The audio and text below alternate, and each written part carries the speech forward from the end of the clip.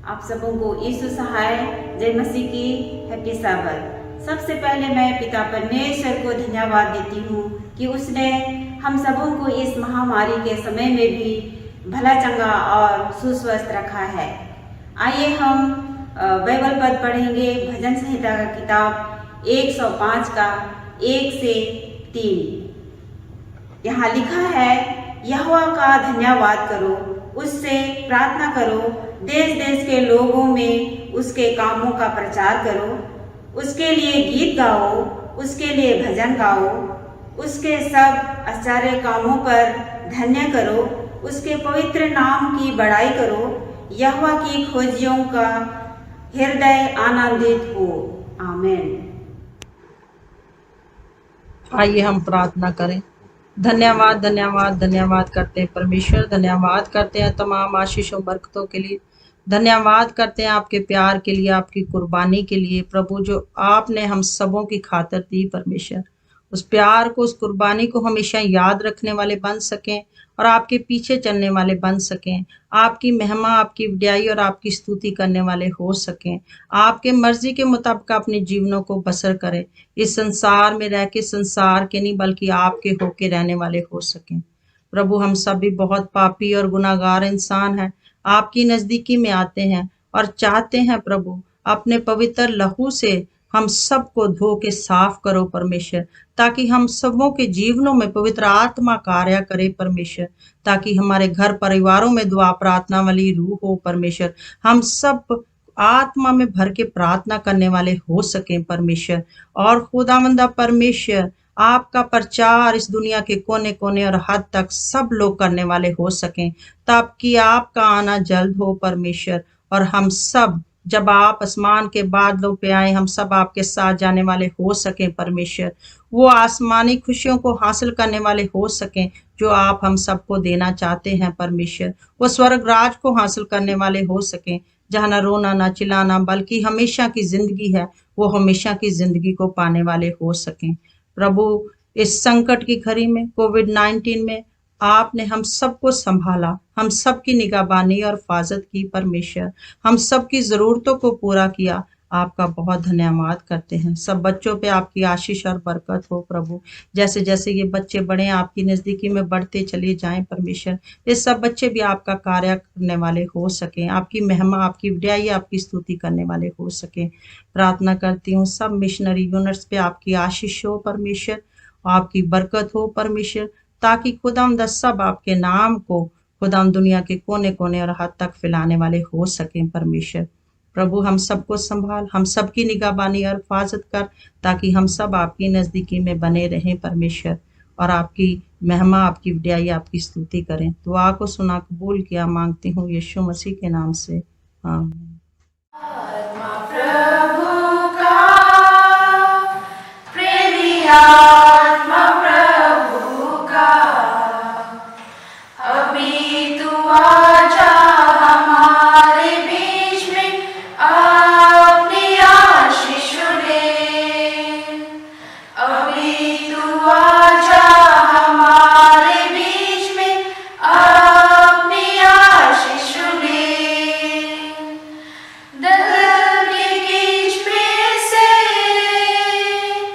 दया से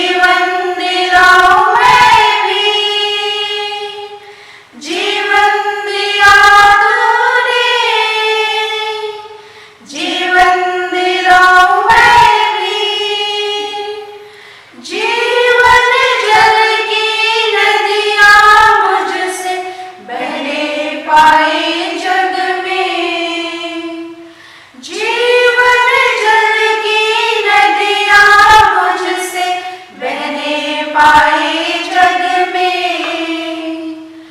आत्मा प्रभु का, प्रेमी आत्मा प्रभु का, अभी तू आजा हमारे बीच में, अपनी आशीष दे। अभी तू आजा हमारे बीच में, अपनी आशीष दे।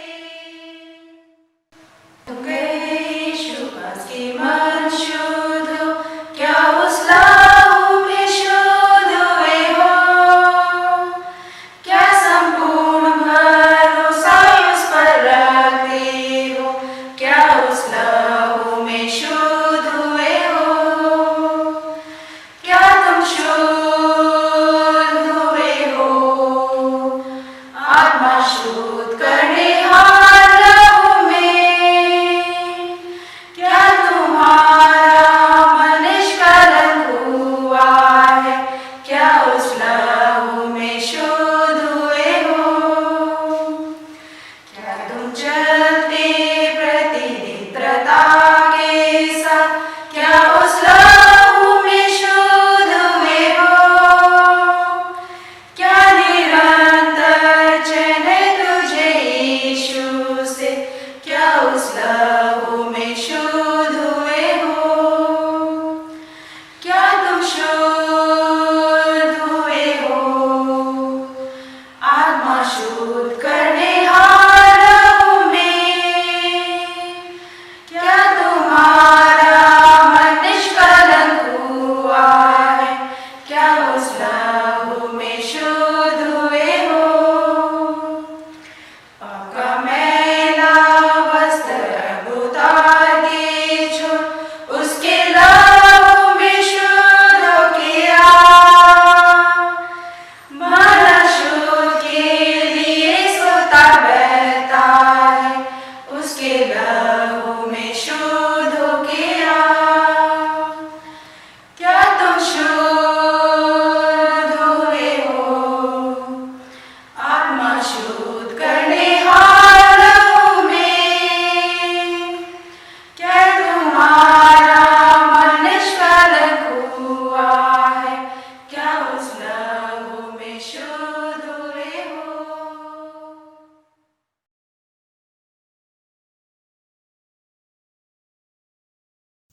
हम एक तस्वीर लेते हैं। हम स्क्रीन पर इस तस्वीर का अध्ययन करने जा रहे हैं।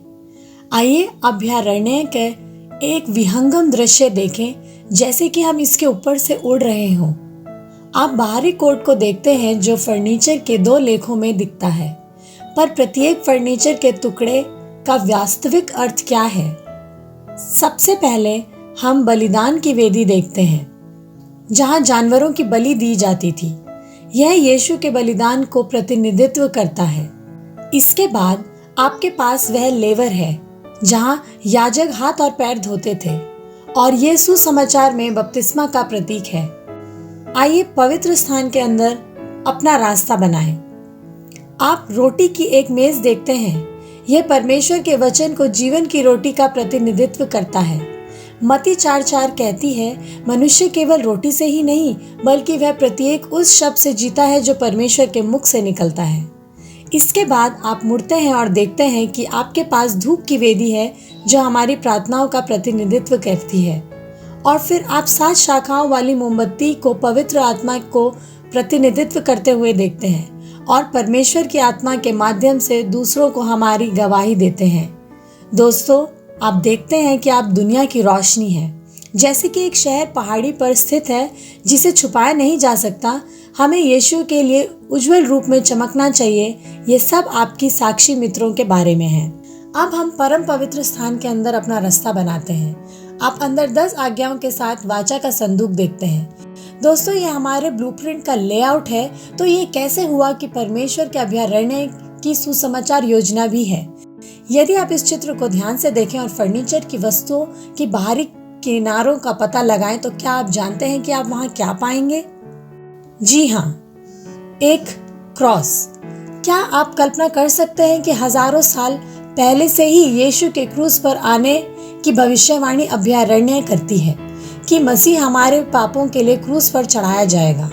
वह यूहन्ना 14 में कहता है कि सत्य, जीवन और मार्ग मैं ही हूँ। इसके अलावा जब आप अभयारण्य को देखते हैं तो आपको कुछ बहुत दिलचस्प मिलेगा, क्योंकि हर जगह जहाँ फर्नीचर का एक लेख है, मसीह घायल हुआ था।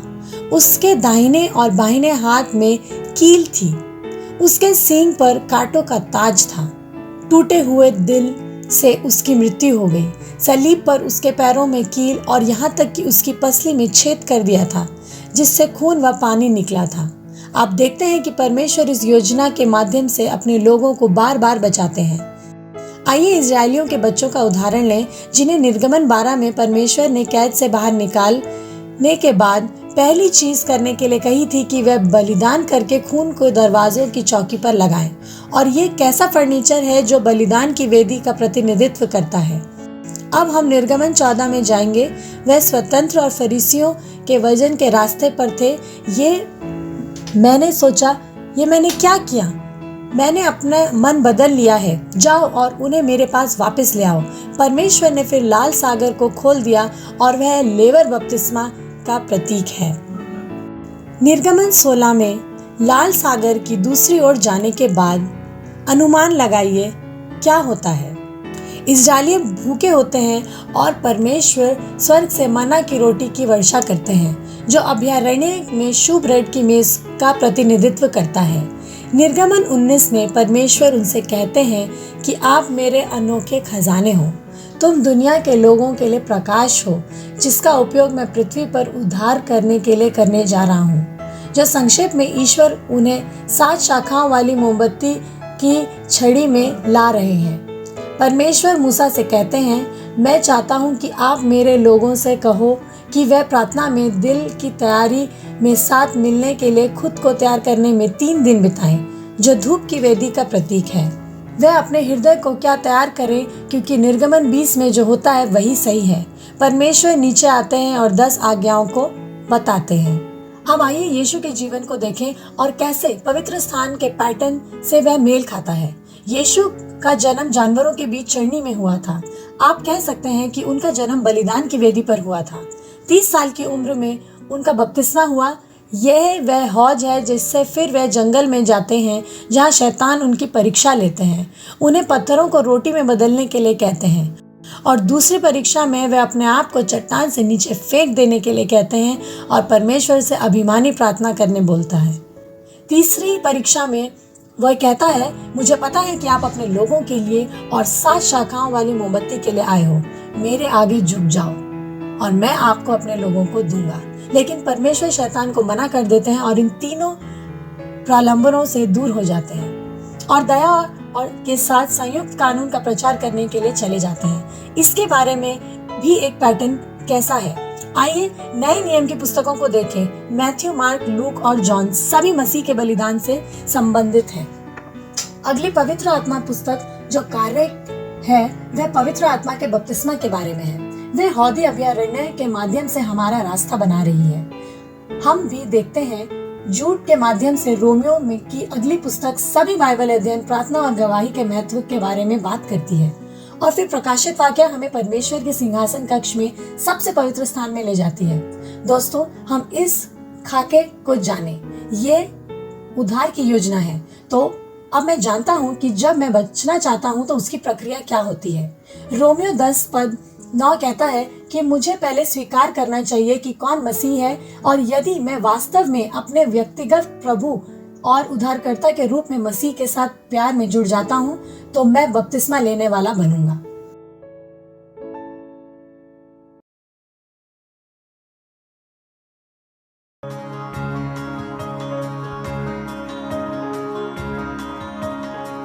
हे खुदाता मेरे खुदा, करती हूँ स्तुति आराधना। हे खुदाता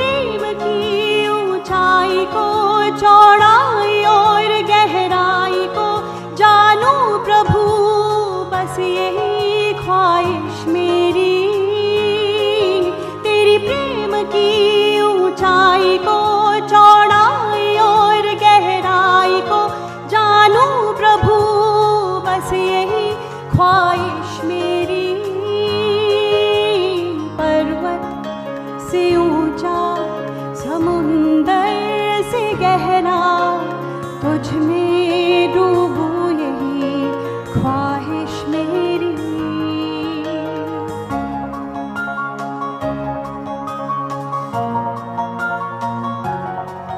प्रभु आग से भर मुझे, अपनी शक्ति से भर मुझे, अपनी जीवन से भर मुझे तेरे काम के लिए।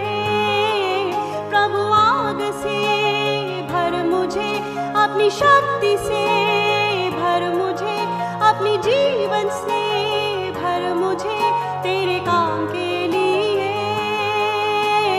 पर्वत से ऊंचा, समुंदर से गहरा, तुझ में डूबूं यही ख्वाहिश मेरी।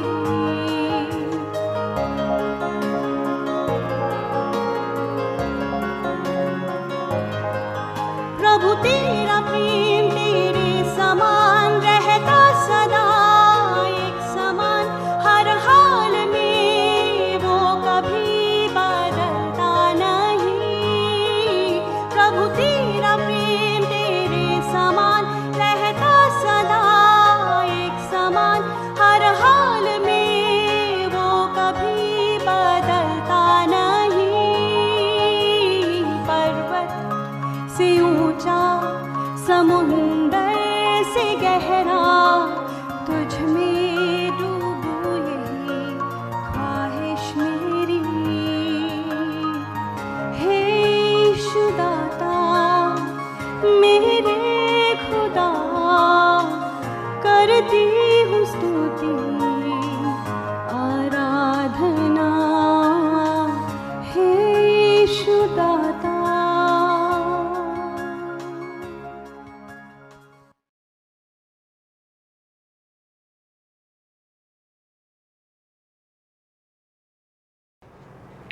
प्रभु यीशु मसीह के पवित्र मीठे नाम में आप सबों को जय मसीह की, यीशु सहाय, हैप्पी सैबथ। परमेश्वर का धन्यवाद करती हूँ कि उसने हमें मौका दिया है कि हम सब मिलकर एक बार फिर से साबत स्कूल पाठ का अध्ययन कर सकते हैं। आज जो हमारे साबत स्कूल पाठ के अध्ययन में जो गेस्ट हैं मिस्टर राजेश चंद और पास्टर फ्रैंकलिन फ्रांसिस, मैं आप दोनों का भी स्वागत करना चाहती हूँ। बाइबल हमें बताती है कि क्या ही धन्य वह पुरुष जो दुष्टों की युक्ति पर नहीं चलता और न पापियों के मार्ग में खड़ा होता है। परमेश्वर के सुंदर वचन के साथ आप सभी दर्शकों का स्वागत करना चाहती हूँ आज के हमारे साबत स्कूल पाठ के अध्ययन में। आइए हम इससे पहले कि आज के हमारे साबत स्कूल पाठ के अध्ययन में आगे बढ़ें, हम अपनी आंखों को बंद करेंगे और दुआ करेंगे। और मैं रिक्वेस्ट करना चाहती हूँ मिस्टर राजेश चंद से, वो दुआ में हमारी अगुवाई करें। आइए प्रार्थना करते हैं। हमारे सर्वशक्तिमान परमेश्वर, हम आपका बहुत बहुत धन्यवाद देना चाहते हैं इस समय के लिए जो आपने हमें प्रदान किया है कि हम यहाँ बैठकर सब स्कूल लेसन का अध्ययन कर सकते हैं। और प्रभु, जब हम आज का अध्ययन शुरू करते हैं तो हम आपके पास आते हैं और आपसे विनती करते हैं कि आप हमें बुद्धि और ज्ञान दें ताकि आज के पाठ को हम अच्छी तरह से सीख सकें और दूसरे लोगों को, जो कि श्रोतागण हैं हमारे, देखने वाले हैं, वो इससे एक नए जीवन की प्राप्ति कर सकें। प्रभु, हम सबको आपके कदमों में लाते हैं और आपके सामने अपने को अर्पित करते हैं। प्रभु, आप हमारे मनों को खोल और हमारे बुद्धि और ज्ञान हमें दे ताकि हम अपने जीवन को और अत्यधिक सुंदर बना सकें। हम सबको आपके हवाले करते हैं प्रभु। ये छोटी विनती प्रभु यीशु मसीह के नाम से मांगते हैं, दया से सुने और ग्रहण करें। आमीन। जैसा कि हम सब जानते हैं कि हम 2021 के तीसरे त्रिमास में हैं और इस पूरे त्रिमास में हमने यीशु में विश्राम इस विषय पे चर्चा कर रहे हैं। आज हमारा पाठ 12 है और आज का जो शीर्षक है भगोड़ा संदेश वाहक। याद वचन के लिए आप मेरे साथ निकाल सकते हैं योना नबी की पुस्तक, उसका 4वां अध्याय और उसका 11वां पद, जहाँ इस प्रकार से लिखा है, फिर यह बड़ा नगर निनवे, जिसमें 1,20,000 से अधिक मनुष्य हैं, जो अपने दाहिने बाएं हाथों का भेद नहीं पहचानते और बहुत से घरेलू पशु भी उसमें रहते हैं, तो क्या मैं उस पर तरस न खाऊं? परमेश्वर के सुंदर वचन पर परमेश्वर आशीष दे। प्रिय दर्शकों, जैसा कि हम सब जानते हैं, योना बाइबल की सबसे दिलचस्प कहानियों में से एक है। परमेश्वर योना को एक विशेष कार्य के लिए चुनता है लेकिन योना परमेश्वर से दूर भागता है। परमेश्वर योना का मन बदलने में उसकी मदद करता है और योना का काम बड़ी सफलता का रूप धारण करता है। योना का काम सफल हो जाता है। योना किसी ऐसे व्यक्ति का उदाहरण है जो विश्राम में नहीं है। जब वह रोता है तो उसके पास कोई शांति नहीं होती। प्रिय दर्शकों, आज इस हफ्ता हम योना की कहानी को देखेंगे। हम ये देखेंगे कि इस भागते हुए दूत से विश्राम के बारे में हम क्या सीख सकते हैं। आइए हम रविवार के पाठ पे चलेंगे और रविवार के पाठ को ध्यान पे रखते हुए, जिसका शीर्षक है भाग जाना। पास्टर फ्रैंकलिन, मैं आपसे जानना चाहती हूँ कि योना नीनवे नगर को क्यों नहीं जाना चाहता था? बड़ा ही अच्छा प्रश्न है। और जैसे कि हम रविवार के पाठ में हैं जिसका शीर्षक है भाग जाना। भाग जाने का मतलब ही या तात्पर्य ये होता है कि वो व्यक्ति जो है वहाँ पर नहीं जाना चाहता है। और जिसका अध्ययन जो है हम योना उसका पहले अध्याय में जब करते हैं तो हम देखते हैं कि योना के बारे में बहुत सारी बातें जो है हमें पता लगती है। पूरी बाइबल के दो हिस्से हैं, एक तो पुराना नियम और दूसरा नया नियम है। पुराना नियम में जो है वो 39 किताबें हैं और योना की जो पुस्तक है उसका 32वां जो है वो नंबर है। बताया जाता है कि योना जो है वो 9वीं शताब्दी में जो है उसका जन्म हुआ। उसके पिता का नाम अमिताई था और माता का नाम रेविका था। और हम देखते हैं कि ये 12 जो माइनर प्रॉफिट्स हैं, जो लघु नबी हैं, छोटे नबी गिने जाते हैं, उसमें से जो है वो एक नबी है। और हम देखते हैं कि ये नबी जो है ये बड़ा ही इसकी जो विशेषता है वो बहुत ही भिन्न है। ये हमेशा जो है बड़ा ज़िद्दी है और बड़ा ढीठ है और ये किसी भी काम में जो है वो सहयोग जो है वो नहीं देना चाहता है और न ही वो किसी के अधीन रहना चाहता है। और इसलिए हम यहाँ पर देखते हैं कि योना जो है क्या करता है, वो भाग जाता है। आज के पाठ में जो है हम इस तरीके से जो है वो आगे बढ़ना चाहते हैं। योना जो है कि योना की जो कहानी है वो हमें बताती है कि परमेश्वर का संदेश जो है वो योना के पास आता है कि वो क्या करे कि निनेवे शहर को जाए। और हम देखते हैं कि जब ये संदेश उसको मिलता है और वहाँ पर जाके उससे कहा जाता है कि वो क्या करेगा कि उन लोगों के विरुद्ध में जो है क्या करेगा, जो है वो प्रचार करेगा, जिस बुराई में, जिस दुष्टता में जो है वो रह रहे थे, उनके बारे में क्या करेगा, उनको सतर्क और सावधान जो है वो करेगा। योना जो है निनेवे के बारे में बहुत अच्छी तरीके से जानता है कि निनेवे जो शहर है वो बिल्कुल भी अच्छा नहीं है, बहुत बुरा है, बहुत ही दुष्ट है और इसलिए जो है वो वहाँ नहीं जाना चाहता है। और आज का जो शीर्षक है रविवार का, भाग जाना, तो हम देखते हैं कि योना जो है परमेश्वर को आज्ञा को ना मानकर जो है वो क्या करता है, वो तर्शीश की ओर जो है वो जाने की जो है वो सोचता है और इसके लिए वो याफा जाता है, याफा नगर जाता है और वहाँ से जो है वो तर्शीश के लिए क्या करता है, एक जहाज़ में जो है वो बैठ जाता है। और हम देखते हैं कि योना का ऐसा करना जो है वो परमेश्वर के प्रति उसके विश्वास को जो है वो कम जो है वो दर्शाता है। और योना इस समय जो है वो बड़ा परेशान है, उसको इस समय जो है वो शांति की और विश्राम की जो है वो ज़रूरत है। यहाँ पर हम एक बहुत बड़ा सबक जो है वो सीख सकते हैं और वो सबक ये है कि जब कभी भी हम परेशानी में होते हैं, दुख तकलीफ़ में, मुसीबत में होते हैं, तो हमें जो है क्या करना है, वो परमेश्वर के पास जाने की जो है वो ज़रूरत है। और इसके लिए हम यहाँ पर देखते हैं कि अगर हम अपनी बाइबलें खोलें तो बाइबल में जो है हम देखते हैं कि जो मत्ती की जो किताब है उसका 11वां अध्याय और उसके 29 और 30वें आयत में लिखता है कि मेरा जुआ जो है अपने ऊपर उठा लो और मुझसे सीखो, क्योंकि मैं नम्र और मन में दीन हूँ और तुम अपने मन में विश्राम पाओगे, क्योंकि मेरा जुआ जो है वो सहज और मेरा बोझ जो है वो हल्का है। तो इसी प्रकार से हम देखते हैं कि परमेश्वर जो है वो निनवे वासियों से बहुत ज़्यादा प्रेम करता है और उसके साथ ही साथ वो योना से भी क्या करता है, वो बहुत प्रेम करता है। और यहाँ पर हम एक बात ये सीख सकते हैं, जब हम सच्चे मन से परमेश्वर के पास जाते हैं, अपने पापों से, गुनाहों से, खताओं से माफ़ी मांगते हैं, चाहे हमारे पाप कितने से बड़े क्यों न हो, परमेश्वर जो है हमारे पापों को, गुनाहों को, खताओं को माफ़ करने के लिए क्या होता है, वो हमेशा जो है वो तैयार होता है। और जैसे कि आज हमने रविवार के पाठ में जो है वो सीखा, योना जो है उस डर से निनेवे नहीं जाना मांग रहा था, क्योंकि वो जानता है कि वहाँ के जो लोग हैं वो बड़े दुष्ट हैं, बड़े पापी हैं और बड़े ही गलत प्रकार प्रकार के जो है वो लोग हैं, पर हम देखते हैं कि परमेश्वर जो है इस घटना के द्वारा योना को बहुत कुछ सिखाना चाहता है, निनेवे के वासियों को जो है बहुत कुछ सिखाना चाहता है, और इस घटना के द्वारा जो है वो हम सबको भी क्या करना मांगता है, बहुत कुछ सिखाना चाहता है कि आइए हम क्या करें, अपने पापों से, गुनाहों से जो है माफ़ी मांगे, उस दुष्टता से जो है अपने आप को बचा के रखें और परमेश्वर की आज्ञा का पालन करें और परमेश्वर को क्या करें, अपने आप को समर्पित करें। धन्यवाद देना चाहती हूँ पास्टर फ्रैंकलिन आपके अच्छे विचारों के लिए। आइए हम सोमवार के पाठ पे चलेंगे और सोमवार के पाठ का शीर्षक है 3 दिनों के लिए विश्राम करना। मिस्टर अजीज, मैं आपसे जानना चाहती हूँ कि ये 3 दिनों के विश्राम से हम क्या समझते हैं? अभी पास्टर फ्रैंकलिन ने हमारे योना की कहानी की शुरुआत कर दी है। तो वैसे तो योना की कहानी बहुत ही प्रचलित है और हमने कई बार ये कहानी सुनी है और बहुत सारे लोगों ने इसके ऊपर संवाद भी किया है, भाषण भी दिया है। तो आज हम ये योना की कहानी का अध्ययन हम कर रहे हैं और जैसा कि मिसेस फ्रैंकलिन ने बताया, आज का जो सोमवार का पाठ है उसका शीर्षक है 3 दिनों के लिए विश्राम करना। और उसके साथ इन्होंने एक सवाल भी मेरे सामने रखा है कि 3 दिनों के विश्राम से क्या तात्पर्य है, क्या मतलब है। तो इसके लिए हम योना की कहानी जो पढ़ते हैं, योना की जो किताब है उसका 2 अध्याय और उसका पहले पद से 9वें पद तक जब हम पढ़ते हैं तो हमें वहाँ योना की कहानी मिलती है। और हम देखते हैं कि योना जो है वो परमेश्वर से दूर भाग रहा है।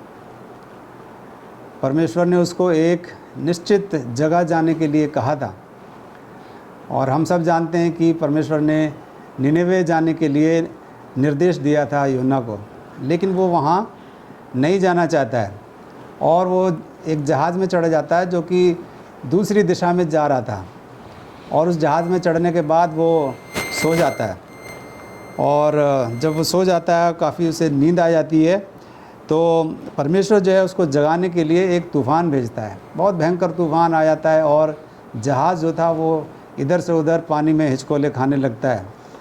तब योना जो कहता है कि मुझे समुद्र में फेंक दो, क्योंकि लोग समझते हैं कि उसकी वजह से ये तूफ़ान आया है।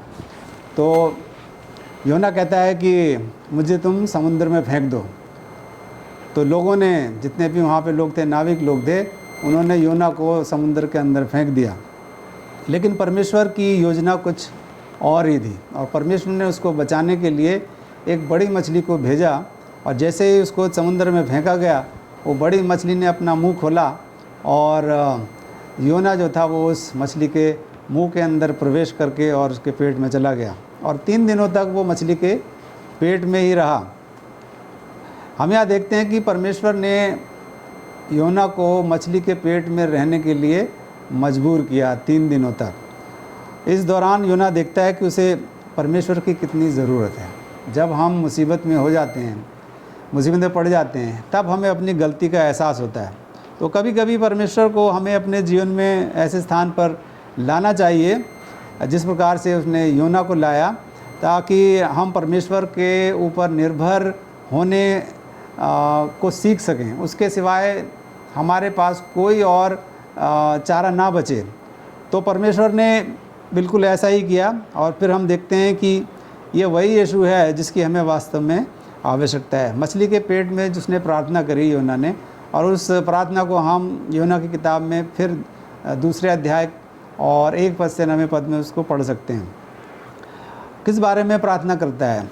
यकीनन योना जो है वो बहुत ही गहरी परेशानी में है, क्योंकि मछली के पेट के अंदर होना, जहाँ चारों तरफ अंधकार है, और हम समझ सकते हैं, हम उस सीन को अपने मनों में उसको रिक्रिएट कर सकते हैं, देख सकते हैं, समझ सकते हैं कि जब योना मछली के पेट के अंदर है, चारों तरफ अंधेरा है और मछली के पेट में क्या क्या है और क्या उसकी हालत है, ये बहुत ही खतरे वाली जगह थी। तो वो परमेश्वर से प्रार्थना करता है और उसकी प्रार्थना मंदिर के बारे में है। तो हम ये देखते हैं कि वो उस मंदिर के बारे में नहीं सोच रहा है, लेकिन वो जो कि पुराने नियम में हमें मंदिर के बारे में बताया गया है, जिसमें कि तंबू होता है और परमेश्वर का वहाँ पर वास होता है, उस मंदिर के बारे में योना नहीं सोच रहा है।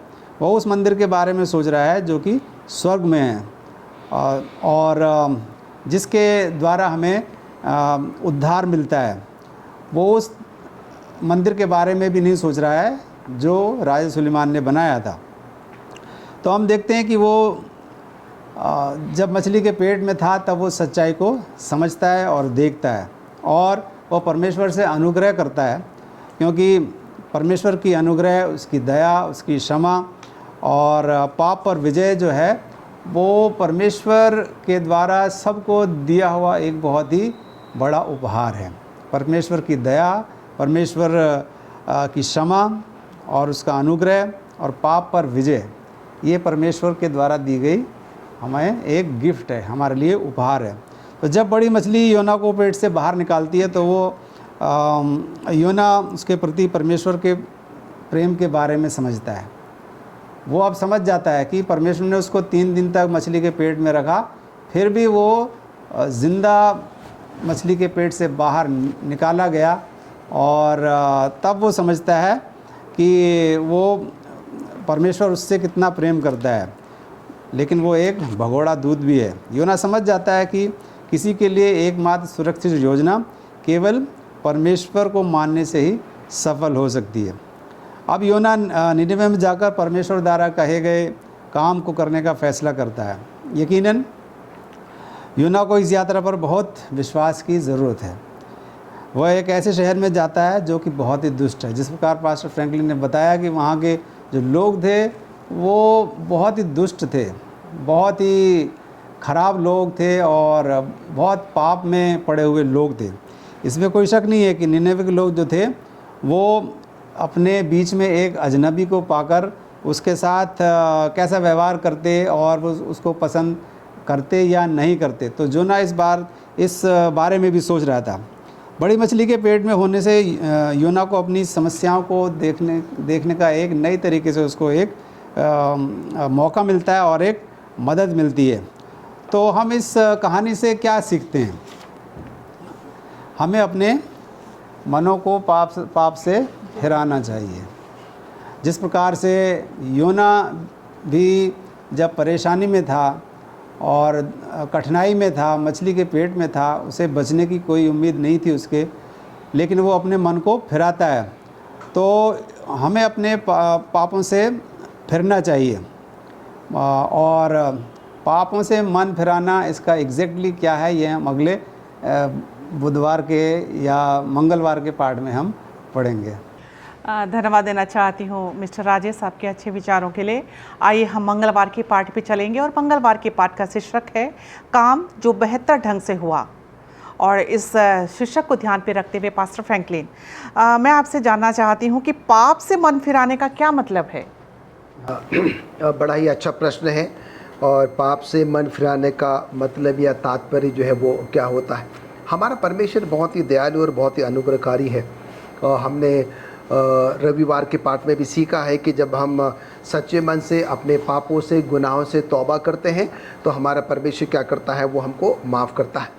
तो हम यहाँ पर देखते हैं कि हमें सच्चे मन से जो है अपने पापों की माफ़ी मांगने के लिए जो है परमेश्वर के पास आने की जो है वो ज़रूरत है। हम मंगलवार के पाठ में है और जिसका शीर्षक है काम जो बेहतर ढंग से हुआ। यहाँ पर हम देखते हैं कि निनेवे के बारे में बताया जाता है कि निनेवे जो है इज़राइल का जो है एक सबसे बड़ा शहर जो है वो माना जाता था। और उस ज़माने में जो है निनेवे के बारे में बताया जाता है कि ये असीरियन एम्पायर का जो है वो कैपिटल हुआ करता था, वो राजधानी जो है वो हुआ करता था। और ये जो है टिग्रिश नदी के पूर्व में जो है वो बसा हुआ था। और बताया जाता है कि ये बहुत ही धनी शहर भी जो है वो माना जाता था। और कई दशकों तक जो है हम देखते हैं कि इसको जो है दुनिया में सबसे बड़ा शहर जो है वो गिना जाता था। और बताया जाता है कि जैसे कि अभी मिस्टर राजेश ने बताया है कि वो 3 दिनों तक जो है वो मछली के पेट में रहता है, और जब वहाँ से बाहर निकलता है तो अब जो है वो निनेवे जाने की जो है योजना बनाता है। और ये निनेवे का जो शहर है उसका अगर पूरे शहर का आप भ्रमण करते हैं तो 3 दिन का, कम से कम आपको 3 दिन का जो समय जो है वो लगता है। और ये समय है कि योना जो है वो निनेवे शहर में है और 1 दिन की उसने यात्रा जो है वो पूरी कर ली है और बड़े ही सशक्त रूप में जो है वो क्या कर रहा है, परमेश्वर का जो है वो प्रचार कर रहा है। और अपने प्रचार के दौरान जो है वो लोगों को ये बताता है, प्रचार करता है कि आज से 40 दिनों के बाद अगर हम अपने मन नहीं फिराएंगे, अपने पापों से, अपने गुनाहों से तौबा नहीं करेंगे, तो परमेश्वर क्या करेगा, इस शहर को उलट फुलट कर देगा और इस शहर को क्या कर देगा, तहस नहस कर देगा, बर्बाद कर देगा या डिस्ट्रॉय जो है वो कर देगा। और जैसे मैंने आपको बताया कि योना जो है अब बड़े ही सशक्त रूप से जो है परमेश्वर के सुसमाचार का क्या कर रहा है, वो प्रचार कर रहा है। और एक बहुत ही अच्छी बात है, यहाँ पर योना को ये समझ में आ रहा है कि लोग क्या कर रहे हैं, उसके उस संदेश को जो है, प्रचार को बड़ी ही गंभीरता से ले रहे हैं, उसको सुन रहे हैं और उसको स्वीकार जो है वो कर रहे हैं, उसकी चेतावनी को भी क्या कर रहे हैं, वो मान रहे हैं। उसके साथ ही साथ हम देखते हैं कि बड़ी रोचक बात तो ये है कि उस शहर का जो राजा था वो इस बात का ऐलान करता है अपने प्रजा के लिए कि तुम क्या करो, खाना बंद कर दो, पीना बंद कर दो, यहाँ तक वो कहता है कि जानवरों को भी जो है तुम क्या करो, कुछ खिलाओ पिलाओ मत, और सब क्या करें, अपने पापों से, गुनाहों से क्या करें, तौबा करें। और हम देखते हैं कि राजा स्वयं जो है अपने सिंहासन से नीचे उतर जाता है, एक मैले स्थान पर जो है वो बैठ जाता है। और हम देखते हैं कि सारी घटनाएं इस बात को दिखाती है कि जो है योना जो है इस बात से बहुत खुश होता है कि लोग उसकी बात को स्वीकार कर रहे हैं और लोग उसकी चेतावनी को क्या कर रहे हैं, वो मान रहे हैं। और जैसे कि मैंने आपको पहले भी बताया कि उस शहर का जो राजा है वो भी जो है इस बात को मान जाता है कि उसका जो शहर है बहुत ही दुष्ट शहर हो चुका है। और ये संदेश जो है राजा ने भी सुना है कि 40 दिनों के बाद जो है इस शहर का जो है वो क्या हश्र होगा। और इसलिए हम देखते हैं कि राजा जो है इस बात का ऐलान करता है, वो कहता है कि सारी प्रजा के जो लोग हैं वो खाना पीना जो है क्या कर दे, बंद कर दे। यहाँ तक वो ये भी कहता है कि जानवरों को भी तुम क्या करो, उनका भी खाना पीना जो है वो बंद कर दो और सब क्या करें, अपने पापों से, गुनाहों से जो है वो पश्चाताप करें। राजा स्वयं जो है अपने सिंहासन से क्या करता है, वो नीचे आ जाता है और नीचे जो है वो एक मैले स्थान पर जो है वो बैठ जाता है। और ये सारी बातें जो है इस बात को दर्शाती है कि ये सब लोग जो है क्या है, अपने पापों के प्रति खेदित हैं, उनको दुख लग रहा है कि सचमुच में हमने क्या किया, एक पाप में जीवन जो है वो व्यतीत किया। और हम यहाँ पर देखते हैं कि योना जो है वो प्रचार करता चला गया, परमेश्वर की जो पवित्र आत्मा है लोगों को जो है वो कायल करती चलेगी। लोगों में एक बहुत बड़ा बदलाव, एक बहुत बड़ी बेदारी, एक बहुत बड़ा परिवर्तन जो है क्या हो गया, वो देखा गया। तो हम देखते हैं कि इस घटना से जो है हम एक बहुत ही अच्छी बात सीखते हैं। जब हम अपने पापों से, गुनाहों से तौबा करते हैं, सच्चे मन से प्रभु परमेश्वर के पास आते हैं, तो परमेश्वर की जो पवित्र आत्मा है वो हमें कायल करती है, हमारे अंदर में एक बदलाव, एक परिवर्तन, एक बेदारी जो है वो लेके आती है। और फिर हम क्या करते हैं, परमेश्वर के उस महान संदेश को जो है वो स्वीकार करते हैं और परमेश्वर के उस विश्वास पर भरोसा करते हैं, उसके उस प्रेम पर हम क्या करते हैं, वो भरोसा करते हैं। और इन वचनों के स्वाद जो है परमेश्वर यही चाहता है कि हम क्या करें, उसके संदेश को स्वीकार करें। और परमेश्वर का वो जो अनुग्रह है वो हमेशा क्या है कि हमारे और आप पर बना रहता है। परमेश्वर चाहता है कि हमेशा हम क्या करें, स्वयं पर निर्भर ना रहते हुए जो है हम परमेश्वर के ऊपर निर्भर रहें। और जब हम परमेश्वर के ऊपर निर्भर रहेंगे तो क्या होगा, परमेश्वर हमारे हर एक कामों को जो है, जो भी हम काम करते हैं, जैसे कि हमने शीर्षक में पढ़ा है कि काम जो बेहतर ढंग से जो क्या हो सकता है, वो पूरा हो सकता है। जब हम अपने किसी भी काम को बेहतर ढंग से जो है पूरा करना चाहते हैं, उसको एक अच्छा अंजाम देना चाहते हैं, तो हमें संपूर्ण मन से जो है वो प्रभु परमेश्वर पर भरोसा करने की जो है वो ज़रूरत है। मैडम, धन्यवाद देना चाहती हूँ पास्टर फ्रैंकलिन आपके अच्छे विचारों के लिए। और आइए हम बुधवार के पाठ पे चलेंगे और बुधवार का पाठ का शीर्षक है क्रोधित दास जो विश्राम नहीं कर सकता। इस हेडिंग को, इस शीर्षक को ध्यान पे रखते हुए मिस्टर राजेश, मैं आपसे जानना चाहती हूँ कि ये जो क्रोधित दास है वो क्यों विश्राम नहीं कर सकता? जब हम क्रोध में होते हैं तो हमें वैसे भी विश्राम नहीं मिलता है, क्योंकि हमारा जो मन है बहुत व्याकुल होता है, हमारा दिमाग जो है वो अच्छे से काम नहीं करता है जब हम क्रोध करते हैं। तो पहला जो यहाँ पर जो सीख हमें लेनी चाहिए इस लेसन के शुरू होने से पहले कि हमें क्रोध नहीं करना चाहिए, क्योंकि जब हम क्रोध करेंगे तो हम समस्या का हल नहीं निकाल पाएंगे।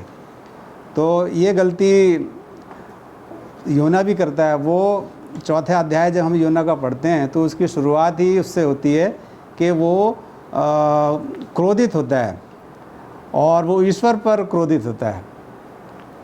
और हम देखते हैं कि ईश्वर ने उसके काम को एक बड़ी सफलता बना दिया है।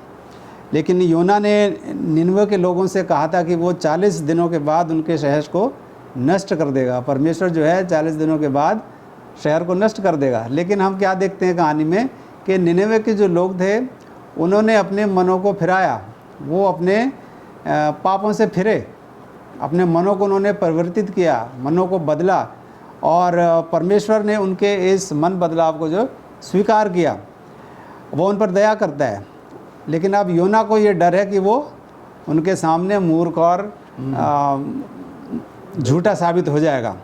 तो ये कहानी हमें दिखाती है कि ईश्वर और उसके विशेष दूतों के प्रति वफादार अनुयायियों के पास कुछ करने के लिए बढ़ रहा है। और एलन जी वाइट जो हैं, उन्होंने एक जो किताब लिखी है प्रॉफिट्स एंड किंग्स, वो उसमें बहुत ही अच्छे तरीके से हमें बताती हैं। मैं आपके सामने उनकी इस किताब से कुछ बताना चाहता हूँ। उन्होंने योना के बारे में लिखा है, योना सीखता है कि परमेश्वर शहर को नष्ट नहीं करेगा। हाँ, लोग बुरे हैं लेकिन वे चेतावनी को स्वीकार करते हैं। वे अंतिम संस्कार के कपड़े पहनते हैं और परमेश्वर के सामने अपने पापों के लिए खेद प्रकट करने के लिए अपने सिर पर क्या करते हैं, राख डालते हैं। योना परमेश्वर की दया के कारण खुशी दिखाने वाला पहला व्यक्ति होना चाहिए, लेकिन योना ऐसा नहीं करता। वो क्या करता है, वो क्रोधित होता है। हम देखते हैं कि चौथे अध्याय के शुरू में ये बताया गया है कि योना जो है परमेश्वर के प्रति क्रोधित होता है। योना लोगों को बचाने की तुलना में अपने सम्मान के बारे में अधिक परवाह करता है। तो देखिए यहाँ पर एक हमें योना का कैरेक्टर दिखाई देता है कि वो इस बात से ज़्यादा खुश नहीं कि लोग अपने मनों को फिरा रहे हैं, लेकिन उसको इस बात की चिंता है कि वो एक झूठा दूत साबित होगा। वो अपने सम्मान के बारे में अधिक सोचता है। तो कभी कभी हम भी इसी प्रकार से गलती कर जाते हैं। हम अपने सम्मान के बारे में सोचते हैं। परमेश्वर का जो कार्य होता है उसे करने के लिए हम हिचकिचाहट करते हैं या नहीं करना चाहते हैं कि हमारे सम्मान को ठेस लगेगी, यार हमारा सम्मान कम होगा उस काम को करने के लिए। वह उस भयानक शहर में बचाए गए सभी लोगों के मूल्य को देखने में विफल रहता है। तो हमें यहाँ मिसेस एलन जी वाइट बहुत ही अच्छी तरीके से बताती हैं योना के बारे में कि जितने भी वहाँ के लोग थे जो बचाए गए थे, उनके मूल्यों को देखने में योना जो था वो विफल रहा। तो योना के साथ ईश्वर बहुत सब्र करता है। हम यहाँ पर ये भी देखते हैं कि ईश्वर जो है बहुत ही पेशेंट है। वो हमारे साथ भी बहुत ही सब्र करता है। हम कितनी गलतियाँ करते हैं, कितने बार हम परमेश्वर से दूर जाते हैं, लेकिन परमेश्वर जो है वो दया करता है और सब्र करता है। ये एक परमेश्वर का बहुत ही बड़ा एक एट्रीब्यूट है, उसका कैरेक्टर है कि परमेश्वर सब्र करता है और हमें भी बहुत सब्र करना चाहिए। जब योना भागता है तो परमेश्वर अपने भागते हुए दूत को वापस लाने के लिए देखिए क्या क्या योजनाएं बनाता है। वो परमेश्वर एक तूफ़ान भेजता है, फिर मछली को भेजता है ताकि योना नष्ट ना हो जाए उस तूफ़ान में, बल्कि वो उस कार्य को पूरा कर सके जिसके लिए उसने उसको चुना है। तो परमेश्वर योना को ये दिखाने में मदद करने की कोशिश करता है कि उसकी भावनाएं जो हैं वो गलत हैं। परमेश्वर कहता है तेरा जो क्रोध भड़का है क्या वह उचित है। तो परमेश्वर यहाँ योना से यही प्रश्न करता है कि जो क्रोध कर रहा है उसके ऊपर क्या ये उचित है। तो हम ये जानते हैं कि ये उसका जो गुस्सा था, ये जो क्रोध था, ये बिल्कुल उचित नहीं था। तो इन आयतों से हमें बहुत सारी बातें सीखने को मिलती हैं। और आखिर में जो मैं यहाँ पर यूहन्ना 3:16 जो आप बहुत अच्छे तरीके से जानते हैं, क्योंकि परमेश्वर ने जगत से ऐसा प्रेम रखा कि उसने अपना इकलौता पुत्र दे दिया ताकि जो कोई उस पर विश्वास करे वो नष्ट ना हो परंतु अनंत जीवन पाए। और परमेश्वर हम जानते हैं कि वो निकोडेमस से भी यही कहता है, वो योना से भी यही कहता है, जिस रेड़ के पेड़ के लिए तूने कुछ परिश्रम नहीं किया, ना उसको बढ़ाया, जो एक ही रात में हुआ। और एक ही परमेश्वर चाहता है कि योना परमेश्वर के प्रेम में बढ़े और परिवर्तित हो। तो परमेश्वर का जो हमारे लिए जो योजना है, जो उसका पर्पज़ है, जो उसका लक्ष्य है, वो यही है कि हम अपने पापों से मन फिराएं और हम परिवर्तित हों, हमारा जीवन परिवर्तित हो और हम परमेश्वर के उस विश्राम को पा सकें जो वो हमें देना चाहता है। धन्यवाद देना चाहती हूँ मिस्टर राजेश आपके अच्छे विचारों के लिए। और आइए हम बृहस्पतिवार के पाठ पे चलेंगे और इस बृहस्पतिवार के पाठ का शीर्षक है परमेश्वर के प्रेम में सुरक्षित। और पास्टर फ्रैंकलिन, मैं आपसे जानना चाहती हूँ कि लोगों को पापों से बचाने के लिए हम क्या कर सकते हैं? हम देखते हैं कि बड़ा ही अच्छा प्रश्न है कि लोगों को पापों से बचाने के लिए हम जो है वो क्या कर सकते हैं। हम तो उनके लिए सिर्फ प्रार्थना कर सकते हैं और उनको जो है प्रभु के वचन से बता सकते हैं कि परमेश्वर जो है उनको कितना प्रेम करता है। पर हम लोगों को हम तो नहीं बचा सकते, बचाने वाला तो जो है वो स्वयं परमेश्वर ही है। और अभी हमने राजेश सर के द्वारा सुना है कि जब हम सच्चे मन से अपने पापों से, गुनाहों से पश्चाताप करते हैं तो हमारा परमेश्वर जो है सचमुच में हमें माफ़ करने के लिए जो है वो तैयार है। और पूरी बाइबल का जो सार है उन्होंने ये बताया है कि यूहन्ना 3:16 है। और हम देखते हैं कि परमेश्वर का प्रेम वो अगापे प्रेम है, अतुल्य प्रेम है, उपमा रहित प्रेम है। हम किसी के साथ परमेश्वर के उस प्रेम को जो है वो तुलना नहीं कर सकते हैं। हम गुरुवार के पाठ में हैं जिसका शीर्षक है परमेश्वर के प्रेम में सुरक्षित रहना। जब हम परमेश्वर से प्रेम करते हैं तो हम क्या हो जाते हैं, पूरी तरीके से जो है वो सुरक्षित हो जाते हैं। और अब तक हमने ये सीखा है कि जो निनेवे शहर है वो क्या है, पूरा खतरों से जो है वो भरा हुआ शहर है। सारे गलत काम वहाँ पर जो है वो किए जाते हैं, सारे दुष्टता के जो काम है वहाँ पर किए जाते हैं। हम देखते हैं कि रोचक बात तो ये नहीं है कि निनेवे वासियों से जो है वो कोई समस्या है। समस्या तो यहाँ पर हम देखते हैं कि योना से है, क्योंकि योना वहाँ पर नहीं जाना चाहता। परमेश्वर तो निनेवे वासियों से बहुत प्रेम करता है और परमेश्वर एक ज़रिया, एक माध्यम जो है वो तैयार करता है योना के द्वारा कि योना वहाँ पर जाए, परमेश्वर के सुसमाचार को उनको सुनाए और वे जो है वो पवित्र आत्मा की मदद से मन फिराए, तौबा करे और फिर क्या करे, परमेश्वर उनको जो है वो बचाए। पर हम यहाँ पर देखते हैं कि समस्या जो है वो निनेवे वासियों से नहीं है, पर समस्या जो है स्वयं योना से है। और हमने ये भी देखा था कि योना जो है वो क्या कर रहा है, परमेश्वर से जो है वो भाग रहा है। उसको निनेवे जाने को कहा गया, वो तर्शीश की ओर जो है जाने के लिए जो है वो निकल जाता है। कैसे, फिर वो मछली के पेट में चला जाता है, वो हमने जो है वो ऑलरेडी सुन लिया है। पर हम देखते हैं कि परमेश्वर जो है योना को नहीं छोड़ता है। परमेश्वर जो है वो योना का पीछा करता है। ये बड़ी ही अचरज की बात है, बड़ी ही आश्चर्य की बात है। एक खुदा होने के बावजूद भी जो है वो जानता है कि योना जो है निनेवे नहीं जाना चाह रहा है, उसके बावजूद भी हम देखते हैं कि परमेश्वर योना को नहीं छोड़ता है। परमेश्वर जो है वो योना के पीछे जाता है। अगर हम थोड़ा सा मनन करें, चिंतन करें तो क्या कारण हो सकता है, और हम देखते हैं कि उसका उत्तर जो है एक ही शब्द में है, 2.5 अक्षर में है, और वो है प्रेम। परमेश्वर का जो अगापे प्रेम है, जो कि परमेश्वर निनेवे वासियों के प्रति रखता है, योना के स्वयं के प्रति जो है वो रखता है। और वही अगापे प्रेम ने क्या किया, परमेश्वर को मजबूर किया कि वो क्या करे, कि योना की जो है वो पीछे जाएं। और हम देखते हैं कि परमेश्वर जब किसी को चुन लेता है, चाहे वो भी व्यक्ति कैसा भी क्यों ना हो, और परमेश्वर क्या करता है, उसको जो है वो नहीं छोड़ता है। परमेश्वर हमेशा उसके साथ साथ रहता है। परमेश्वर उसको प्रेम करता है, परमेश्वर उसकी देखभाल करता है, और परमेश्वर जो है क्या करता है, उसको कभी अकेला नहीं छोड़ता है, और अपने काम के लिए जो है वो क्या करता है, उसको इस्तेमाल भी जो है वो करता है। और हमें और आपको जो है परमेश्वर के उस अगापे प्रेम को समझने के लिए हमें जो है यहूदा की पत्री में जाने की ज़रूरत है। और मैं चाहता हूँ कि अगर आपके पास बाइबल है तो आप अपनी बाइबल खोलेंगे, यहूदा की पत्री, उसका 1 अध्याय और उसका 21वां पद। 21वां वचन में, जहाँ पर किस प्रकार से लिखता है कि अपने आप को परमेश्वर के प्रेम में बनाए रखो और अनंत जीवन के लिए हमारे प्रभु यीशु मसीह की दया की बाट जोते रहो। तो निरंतर यहाँ पर जो यहूदा क्या कहता है कि हम क्या करें, अपने आप को परमेश्वर के प्रेम में बनाए रखें और अनंत जीवन के लिए हमारे प्रभु यीशु मसीह की दया की बाट जोते रहें।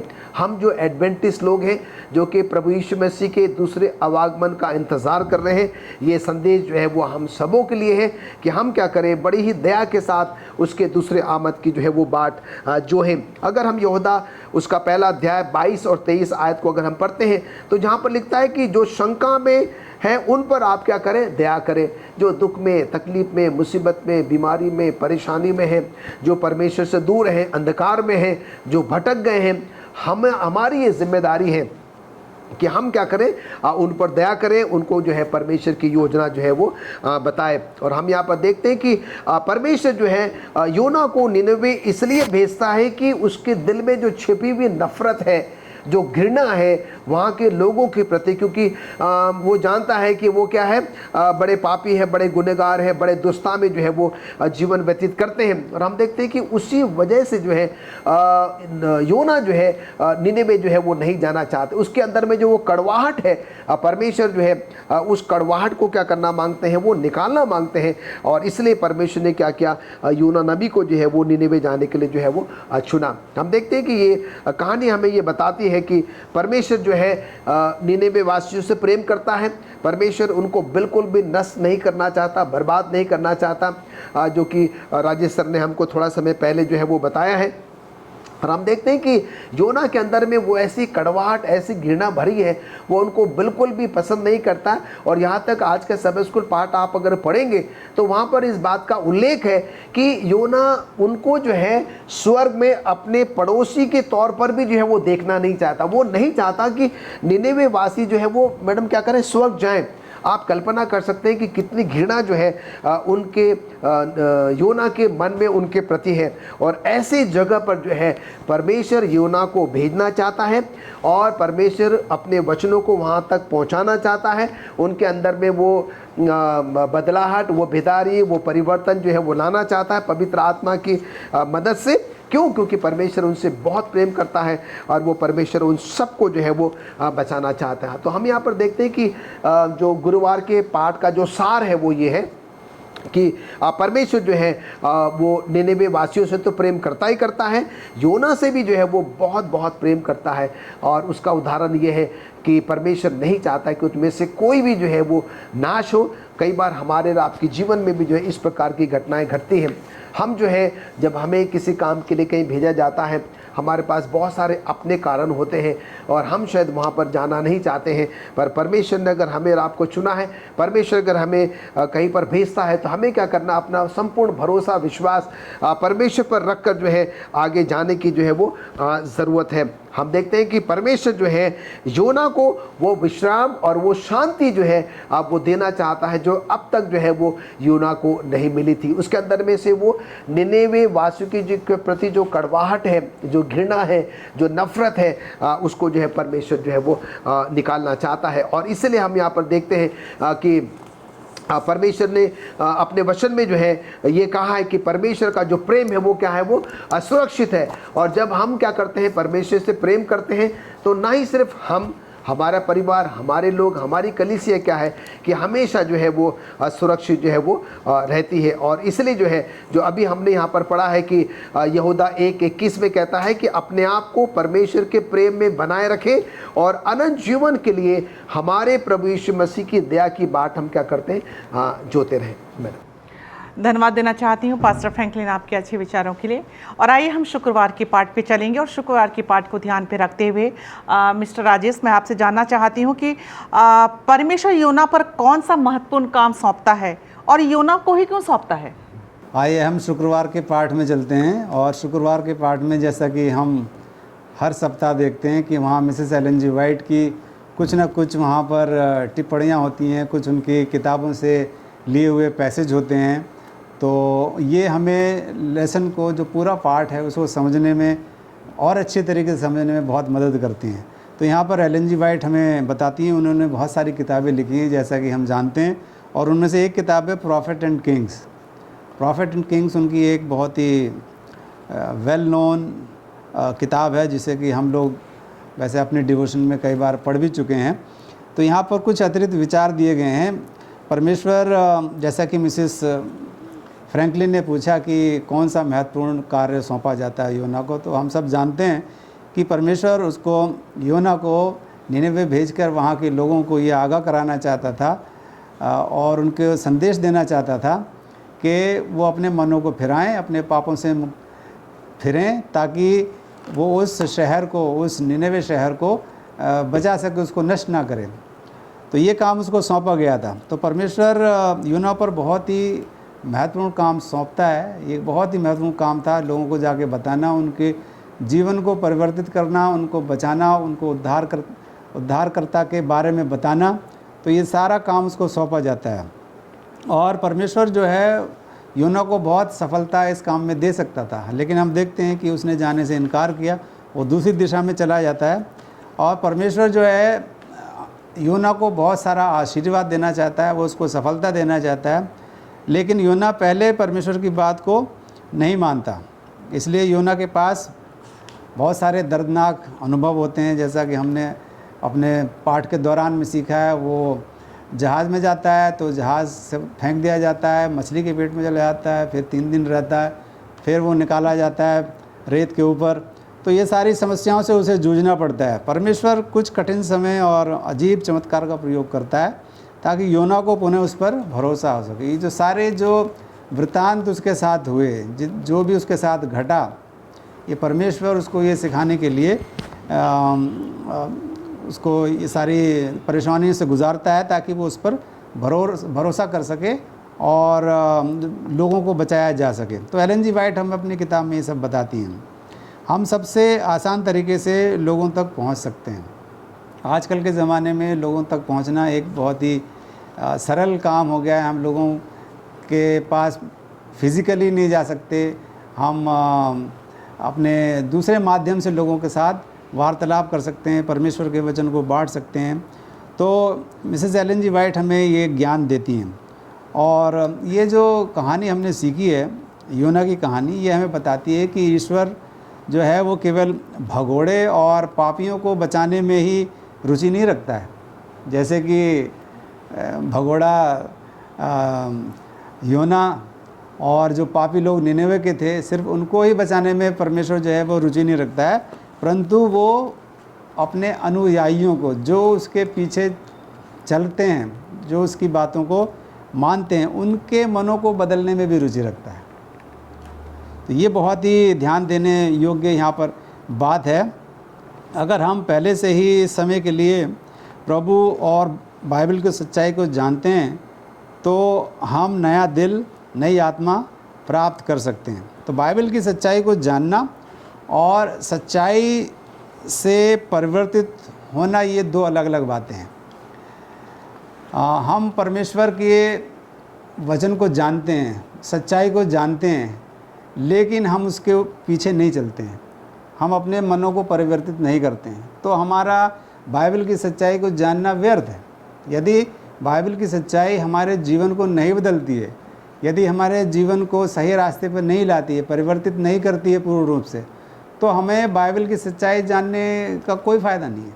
वो हमें उद्धार उससे हमें नहीं मिलेगा। हमें क्या करना है, परमेश्वर की जो सच्चाई है, जो बाइबल की सच्चाई है, उसको जानने के साथ मानना भी है, उसके पीछे पीछे चलना भी है। तो ये आज के लेसन का सार है कि हमें अपने पापों से फिरना चाहिए, हमें परमेश्वर की तरफ आकर्षित होना चाहिए, उसके वचन को पढ़कर और उस पर विश्वास करना चाहिए, ताकि हम उस अनंत विश्राम को पा सकें जो परमेश्वर हमें देना चाहता है।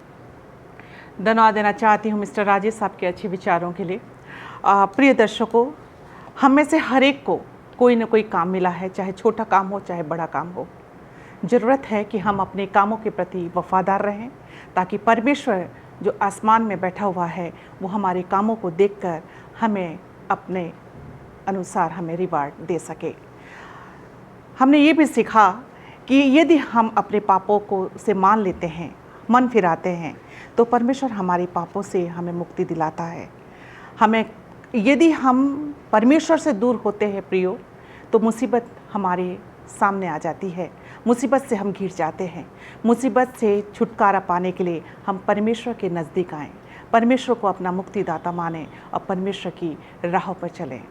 उम्मीद करती हूँ कि आज का साबत स्कूल का लेसन हम सबों के लिए आशीष का कारण रहा होगा। और एक वचन आपके साथ मैं शेयर करना चाहती हूँ, यदि हम मसीह में हैं तो नई सृष्टि हैं। आज ही हम ये तौबा कर लेंगे, यदि हम मसीह में हैं तो नई सृष्टि हैं, पुरानी बातें बीत गई, देखो सब नई हो गई हैं। आज ही हम मन फिराव कर लें, आज ही हम अपना जीवन परमेश्वर को दे दें। और परमेश्वर को जब हम अपना जीवन देंगे प्रियो, तो वो जो आशीष हमारे लिए उससे रखा है वो हमें ज़रूर मिलेगी।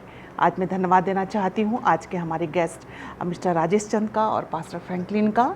मैं आप दोनों का धन्यवाद देना चाहती हूँ। और आइए हम अपने साबत स्कूल पाठ के अध्ययन को ख़त्म करेंगे और मैं रिक्वेस्ट करूँगी पास्टर फ्रैंकलिन से दुआ में हमारी अगुवाई करें। आइए प्रार्थना करें। स्वर्गीय पिता परमेश्वर, हम आपका धन्यवाद देते हैं आज के पवित्र सबत के लिए। प्रभु धन्यवाद देते हैं आज की पवित्र संगति के लिए, जबकि हम अपने अपने घरों में बैठकर आपके सबत स्कूल पाठ का आनंद ले पाए। धन्यवाद देना चाहते हैं पिता परमेश्वर आज के सबत स्कूल पाठ के लिए। और आज योना की कहानी के द्वारा प्रभु आपने हमें बहुत कुछ सिखाया है। आप हमें अपने काम के लिए चुनते हैं, आप हमें जिम्मेदारियां देते हैं और कई बार हम अपने फ़ायदे के लिए अपनी जिम्मेदारियों से विमुख हो जाते हैं। परमेश्वर, आप हमको कभी भी नहीं छोड़ते, आप अपनी दया अपना अनुग्रह निरंतर जो है हम पर बनाए रखते हैं। हमें ऐसा मन दे कि हम अपने पापों से, गुनाहों से, खताओं से तौबा करें और सच्चे मन से प्रभु हम आपके पास आएँ, क्योंकि आप हमसे बहुत प्रेम करते हैं और आप नहीं चाहते कि हम में से कोई भी नाश हो, उस स्वर्गीय घर में जाने से वंचित हो जाए। इसलिए प्रभु आपसे निवेदन करते हैं कि अपने पवित्र आत्मा के द्वारा हम सबों को कायल करें कि हम सब अपने पापों की माफ़ी मांगकर अपने आप को पुनः जो है समर्पित करें और वो काम करें प्रभु जो आपने हमें सौंपा है, उसको बड़ी ईमानदारी, बड़ी वफादारी, बड़ी लगन और बड़ी मेहनत के साथ, जिससे कि जो रिवॉर्ड प्रभु आपने हम सबों के लिए रखा है हम उसको प्राप्त कर सकें और उस स्वर्गीय राज्य में, स्वर्गीय घर में प्रभु हम सब प्रवेश कर सकें। धन्यवाद देते हैं कि आज के सबत स्कूल पाठ के दौरान आप हम सबके साथ रहें और आज आपने हमें सबत स्कूल पाठ को समझने में मदद करी है। हम अपने श्रोताओं के लिए भी धन्यवादित हैं और जितने भी लोग प्रभु आज इसमें हिस्सा लिए हैं हम सब के लिए भी आपका धन्यवाद देते हैं। हम सबके पाप और गुनाहों को प्रभु आप माफ़ करें, प्रभु यीशु मसीह के नाम से मांगते हैं, आमीन।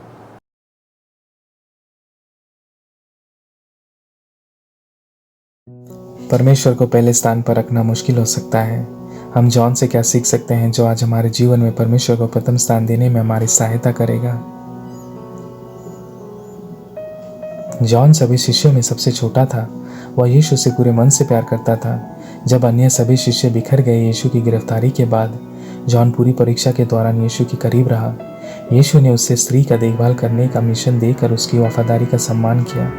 जिसने यीशु की सबसे अधिक परवाह की, मरियम उसकी माँ। लेकिन जब वह छोटा था, जॉन प्रतिशोधी और क्रोधित था। उसके लिए उन लोगों के लिए करुणा महसूस करना कठिन था जिन्होंने यीशु को अस्वीकार कर दिया था। एक बार उसने यीशु को सुझाव दिया कि आग स्वर्ग से आनी चाहिए और उन समूरियों को नष्ट कर देना चाहिए जिन्होंने यीशु को अस्वीकार कर दिया था। जॉन के जीवन में परमेश्वर को प्रथम स्थान पर रखना साहस का एक विषय नहीं था। इसकी वजह या प्रेम के प्रति जीवन प्रतिबद्धता थी, जैसे कि यीशु ने प्रेम किया। जॉन के लिए परमेश्वर को प्रथम रखने का अर्थ था यीशु को अपना स्वभाव एक महंगे भेंट के रूप में देना। यीशु के चरणों में स्वयं के बलिदान ने जॉन को उसकी अन्य सभी इच्छाओं की पेशकश करने के लिए प्रेरित किया। यीशु के स्वर्ग में लौटने के बाद जॉन अपनी मृत्यु तक वफादार रहा। लगभग 70 वर्षों के बाद कलीसियाओं को लिखे उसके पत्र उसके परिवर्तन के बारे में सबसे बड़ी अंतर्दृष्टि प्रदान करते हैं। यह उनके अपने शब्द हैं। प्रिय, आए हम एक दूसरे से प्रेम करें क्योंकि प्रेम परमेश्वर की ओर से है। उसने यह भी कहा, दुनिया या दुनिया की चीज़ों से प्यार मत करो। अगर कोई दुनिया से प्यार करता है तो पिता का प्यार उसमें नहीं है, क्योंकि जो कुछ जगत में है, जो शरीर की अभिलाषा, आँखों की अभिलाषा और जीवन का घमंड है, पिता का नहीं परंतु जगत का है। और संसार और उसकी अभिलाषा दोनों मिटते जाते हैं, परंतु जो परमेश्वर की इच्छा पर चलता है वो सर्वदा बना रहता है। कभी कभी हम निराश हो जाते हैं कि हम अभी भी अपने गुस्से को नियंत्रित नहीं कर सकते हैं या अपनी संसारिक जुनून को दूर नहीं कर सकते हैं, परंतु जॉन ने अपने जीवन में प्रतिदिन परमेश्वर को प्रथम स्थान देकर जीवन भर में एक गहरा परिवर्तन किया है। उनका उदाहरण हमें ऐसा करने के लिए मजबूर करता है। जब हम अपना दशमांश लौटाते हैं और अपना वादा देते हैं तो हमें चुनौती दी जाती है कि हम परमेश्वर को पहले रखें।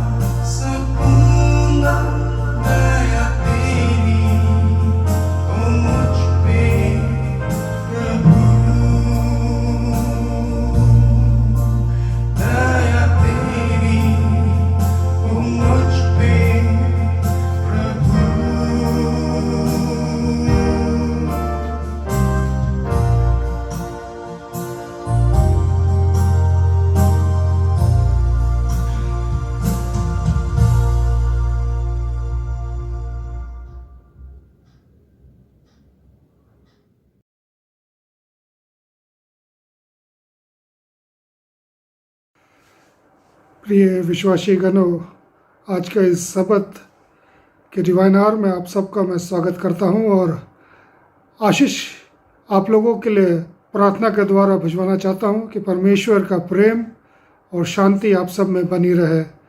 और समय को देखते हुए हम इस शब्द दिन में जब परमेश्वर के साथ कुछ समय व्यतीत करते हैं, उसकी आराधना, स्तुति और महिमा में, और उसके वचनों से निरंतर जैसे हम सीखते आए हैं अपने व्यक्तिगत बाइबल अध्ययनों में, आइए हम आज के इस डिवाइन आवर में परमेश्वर के कुछ वायदों पर हम अध्ययन करेंगे और परमेश्वर की तरफ से अपने मनों में दोबारा झांक के देखेंगे कि परमेश्वर में और आपको बार बार बार बार एक ही बात दोहराना चाहता है और वो शांति देना चाहता है, क्योंकि समय बहुत निकट है।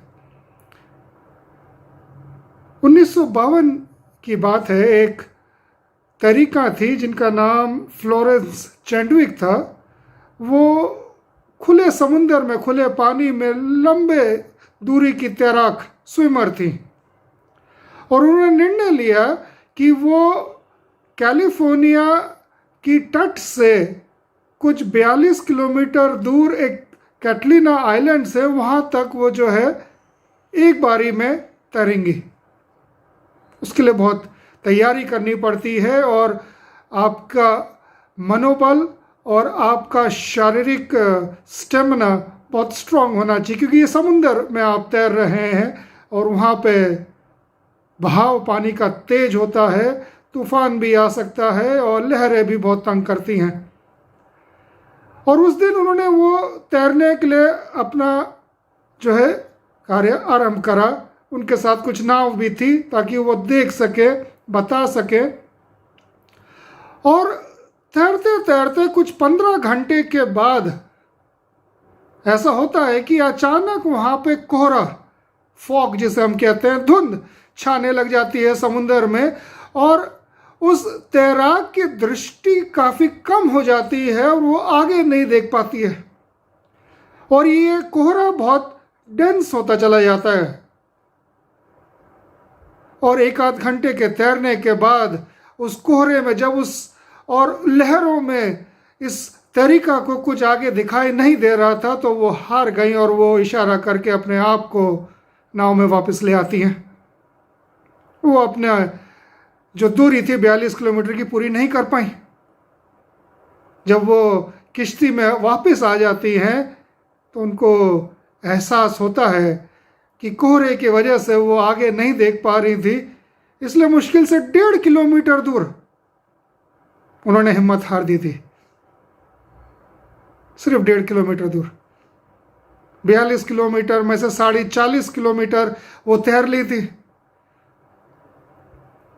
और सिर्फ 1.5 किलोमीटर दूर जब वो कोहरा छा गया तब उन्होंने जो है उनका मनोबल गिर गया और उनको लगा अब ये दूरी बहुत दूर होगी। उन्हें नहीं समझ में आया क्योंकि वो उस किनारे को नहीं देख पाई और उस कोहरे में हताश होकर उन्होंने अपनी वो स्विमिंग छोड़ दी। भाइयों बहनों, हमारे जीवन काल में भी कुछ इस तरह से होता है और हो रहा है। हम उस नए राज्य के लिए बाट जो रहे हैं, प्रभु यीशु मसीह के आगमन के लिए हम बाट जो रहे हैं। हमारे बाप दादाओं लोग दादा के दादा के दादा के दादा प्रचार करते आए और प्रभु यीशु मसीह के जाने के 2000 साल बाद भी हम प्रभु यीशु मसीह के आगमन का बाट जो रहे हैं। और इस अंतिम काल में जब हम जानते हैं कि उनका आना बहुत ही नज़दीक है, शैतान हमारे जीवन कालों में एक मुसीबत के ऊपर दूसरी मुसीबत के ऊपर एक एक अनेक प्रकार के कोहरे, फॉग्स, डेंस फॉग हमारे जीवनों में लेके आने की कोशिश कर रहा है। पिछले 2 साल से हम जीवन काल में अपने व्यक्तिगत जीवन में समस्याएं देख रहे हैं और प्रभु यीशु मसीह का वचन, मैं चाहूँगा आज थोड़ा हम प्रकाशित वाक्य में देखेंगे, रेवलेशन में, कि प्रभु यीशु मसीह के आगमन के बारे में प्रभु यीशु मसीह स्वयं प्रकाशित वाक्य में क्या कहते हैं। ऐसी किताब जो लोग पढ़ना नहीं चाहते हैं, लेकिन इसका मतलब ही है रेवलेशन, प्रकाशित वाक्य। जो चीज़ बताई गई है और आशीष भी दी गई है कि जो कोई इस भविष्यवाणी की किताब को पढ़ेगा वो धन्य होगा। आइए देखते हैं प्रभु यीशु मसीह के आगमन के बारे में प्रभु स्वयं क्या कहते हैं। प्रकाशित वाक्य उसका पहला अध्याय और उसकी हम 7वीं आयत पे गौर करेंगे। कुछ 7-8 वर्ष हम प्रकाशित वाक्य में से पढ़ेंगे और मैं चाहूँगा कि अपनी बाइबलें आप निकाल कर रखें। बहुत अच्छा लगता है जब परमेश्वर के वचन की वो चैप्टर्स, वो जो आवाज़ आती है बाइबल को खोजने की। आजकल तो मोबाइल्स में भी बाइबल आ गए हैं और उसमें हमें सर्च करना पड़ता है। आइए अपनी बाइबलों को निकाले, हम देखें प्रकाशित वाक्य उसका पहला अध्याय और उसकी 7वीं आयत में क्या लिखा है। वो कहते हैं, देखो वो बादलों में के साथ आने वाला है और हर एक आंख उसे देखेगी, वरन जिन्होंने उसे बोधा था वे भी उसे देखेंगे, और पृथ्वी का सारा कुल उसके कारण छाती पीटेगा। आमीन। वो बादलों में आने वाले हैं। और उसके बाद जब आप 8वीं आयत पे पढ़ते हैं, जब प्रभु यीशु मसीह अपने आप को स्वयं इंट्रोड्यूस करते हैं और वो कहते हैं, प्रभु परमेश्वर जो है, जो था और जो आने वाला है, जो सर्वशक्तिमान है, ये कहता है मैं अल्फा और ओमेगा हूं। हम प्रभु यीशु मसीह के बारे में देखते हैं जहां वो स्वयं कहते हैं जो थे, जो हैं और जो आने वाले हैं। वो अल्फा और ओमेगा है, वो शुरुआत और अंत है। और उस मसीह की बाट हम जो रहे हैं, और वो कहते हैं मैं शीघ्र बादल में आने वाला हूं।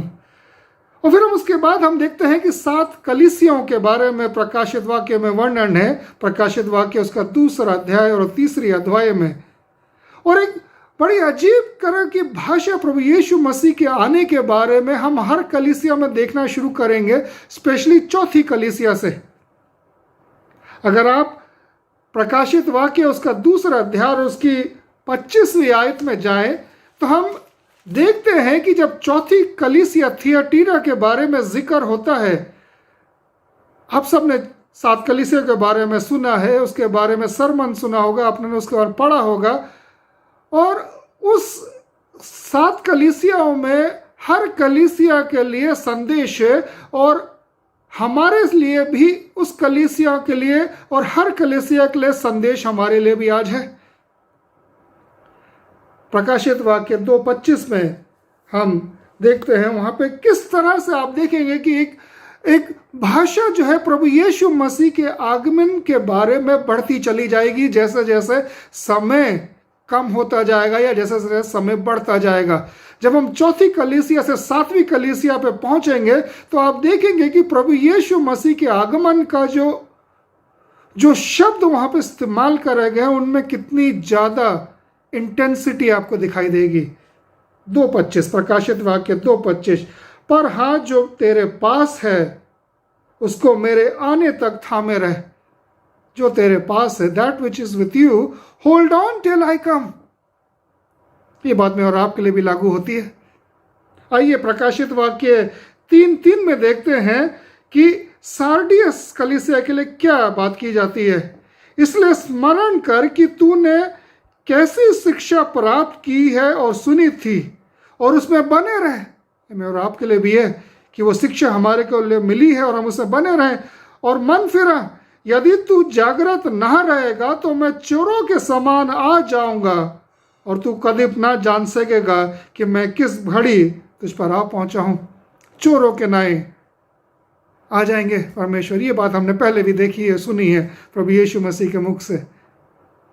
प्रकाशित वाक्य 3:11 में हम फिलाडेल्फिया कलीसिया के बारे में पढ़ते हैं। वहां पर क्या लिखा है, अब देखिए भाषा थोड़ी और इंटेंस हो जाएगी, थोड़ी जरा और सीरियस हो जाएगी।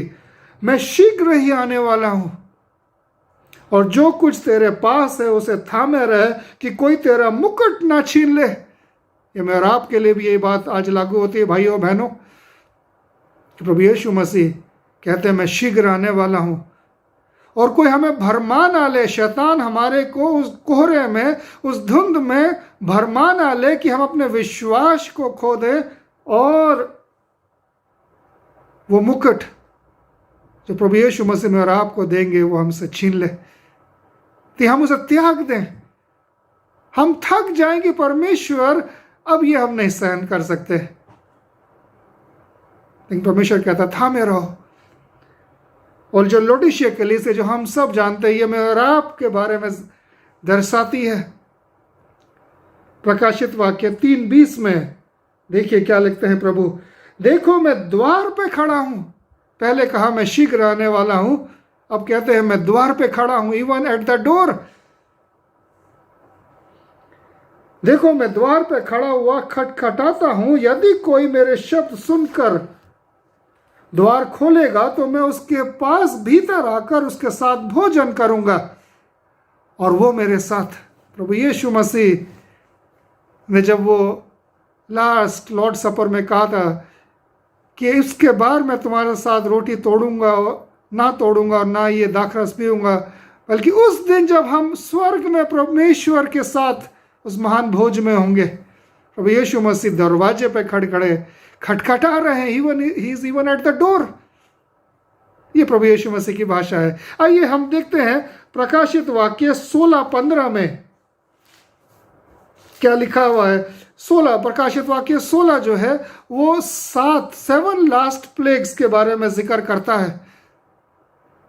और 16:15 में एक लाइन है, देखो मैं चोरों के समान आता हूं, धन्य है वो जागता रहता है और अपने वस्त्रों की चौकसी करता है और नंगा ना फिरे और लोग उसके नंगापन को ना देखे। चोरों को न्याय आने वाला हूं, यानी कि वो अचानक आएंगे। ऐसा नहीं कि हम नहीं जानते, हम जानते हैं, लेकिन हम वो समय नहीं जानते कि उस घड़ी को नहीं जानते, लेकिन हमारे को बताया गया है कि वो साइंस एंड वंडर्स क्या होंगे और हम भविष्यवाणी में देखते आए हैं। और फिर भी बहुत से लोगों के लिए वो चोरों के नाई अचानक आ पड़ेंगे। और परमेश्वर में और आपको यहाँ जागृत करता है कि अपने वस्त्र को थामे रहो, वॉच आउट। आइए हम प्रकाशित वाक्य की आखिरी चैप्टर पर जाते हैं। बहुत खूबसूरत ये चैप्टर है। जब आप 21वें अध्याय को पढ़ते हैं तब हम नए राज्य के बारे में सुनते हैं, the new heaven and the new earth. और जब हम 22वें अध्याय पे आते हैं, ये आखिरी चैप्टर है। और इस चैप्टर में बड़ी अजीब बात है, आप देखिएगा कितनी बार प्रभु यीशु मसीह किस भाषा में, कितनी इंटेंसिटी के साथ में और आपको बताना चाहते हैं कि उनके आगमन के बारे में। प्रकाशित वाक्य 22:7 देखो मैं शीघ्र आने वाला हूं, धन्य है वह जो इस पुस्तक की भविष्यवाणी की बातें मानता है। देखो मैं शीघ्र आने वाला हूं, धन्य है वो, ब्लेसेड इज ही, जो इस पुस्तक की भविष्यवाणियों की बातें मानता है। देखिए एक और आयत हम देखेंगे 22:12 देखो मैं शीघ्र आने वाला हूं और हर एक के काम के अनुसार बदला लेने का प्रतिफल मेरे पास है। और इस अंतिम चैप्टर में तीसरी बार हम देखेंगे 22:20 में, हाँ मैं शीघ्र आने वाला हूं। 3 बारी मैं शीघ्र आने वाला हूं, शीघ्र आना हूं, वाक्य वहां मैं शीघ्र आने वाला हूं। इस अंतिम चैप्टर में जब आप पढ़ते हैं, प्रभु यीशु मसीह जब बार बार हमें बताते हैं मैं आने वाला हूं, तो मेरे और आपके लिए और हर मसीह के लिए इससे ज्यादा अच्छी खबर क्या हो सकती है।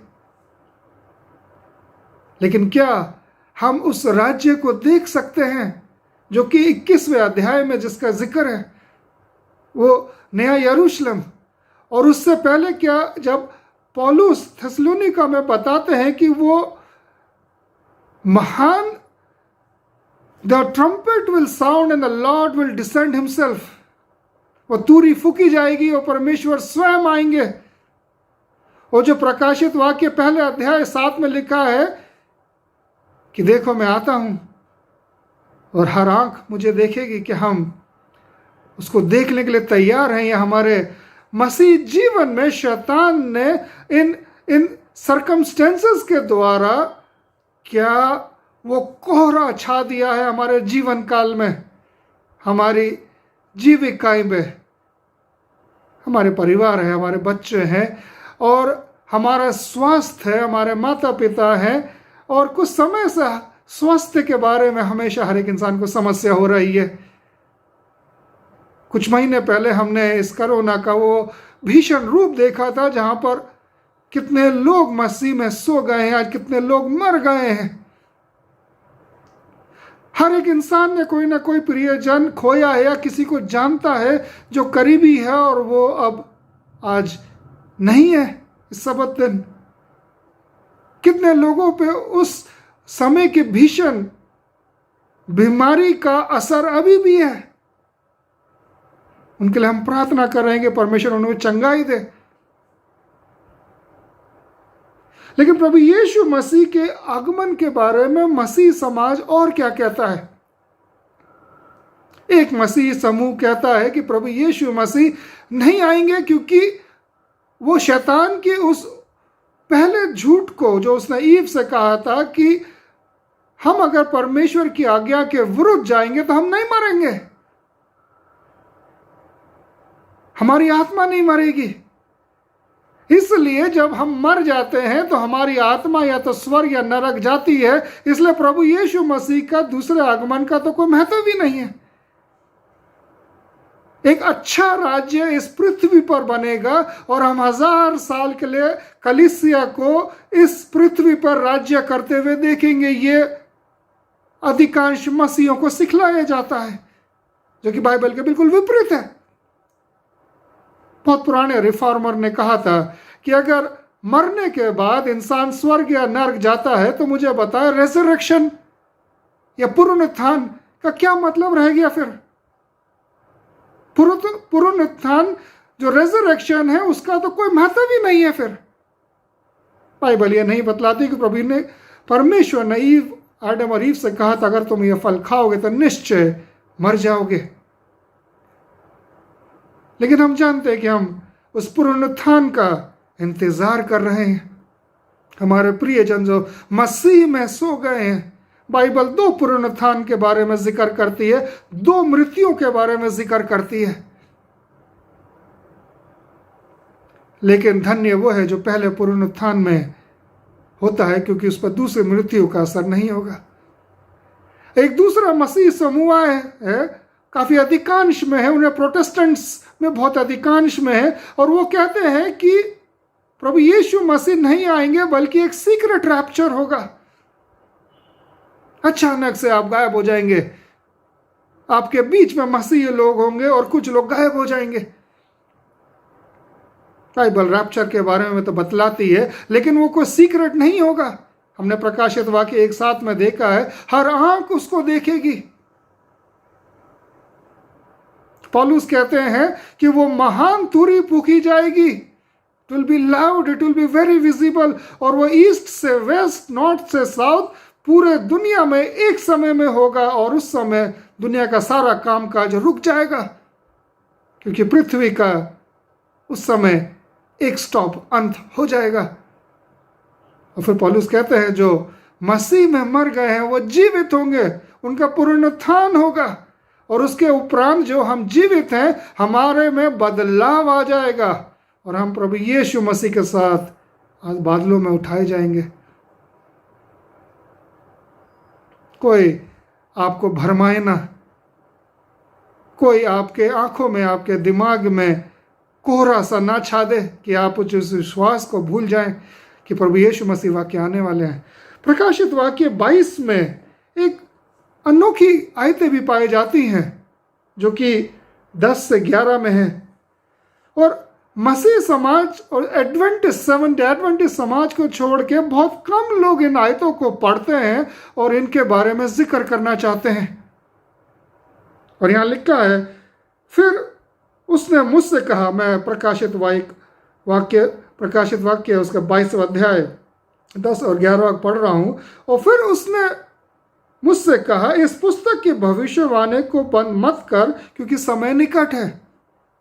जो अन्याय करता है वो अन्याय करता रहे, जो मलिन है वो मलिन बना रहे, जो धर्मी है वो धर्मी बना रहे, जो पवित्र है वो पवित्र बने रहे। एक अजीब बात। और मसीह समाज में, एडवेंटिस्ट समाज में हम इसको बोलते हैं एंड ऑफ प्रोबेशन। क्या वाकई प्रोबेशन है? क्या वो रहम का दरवाजा वाकई बंद होएगा? बहुत से मसीह इस बात को नहीं मानना चाहते। उनके हिसाब से प्रोबेशन का तो कोई शब्द बाइबल में है ही नहीं। उनके हिसाब से रहम का दरवाजा हमेशा खुला रहेगा, क्योंकि मरने के उपरांत भी आप अपने आप को बचा सकते हैं या कोई और आपको बचा सकता है, खरीद के आपको बचा सकता है। लेकिन बाइबल में इसके बारे में कोई जिक्र नहीं है भाइयों बहनों। क्या प्रोबेशन है? क्या हम उस प्रोबेशन के अंतिम घड़ी में रह रहे हैं?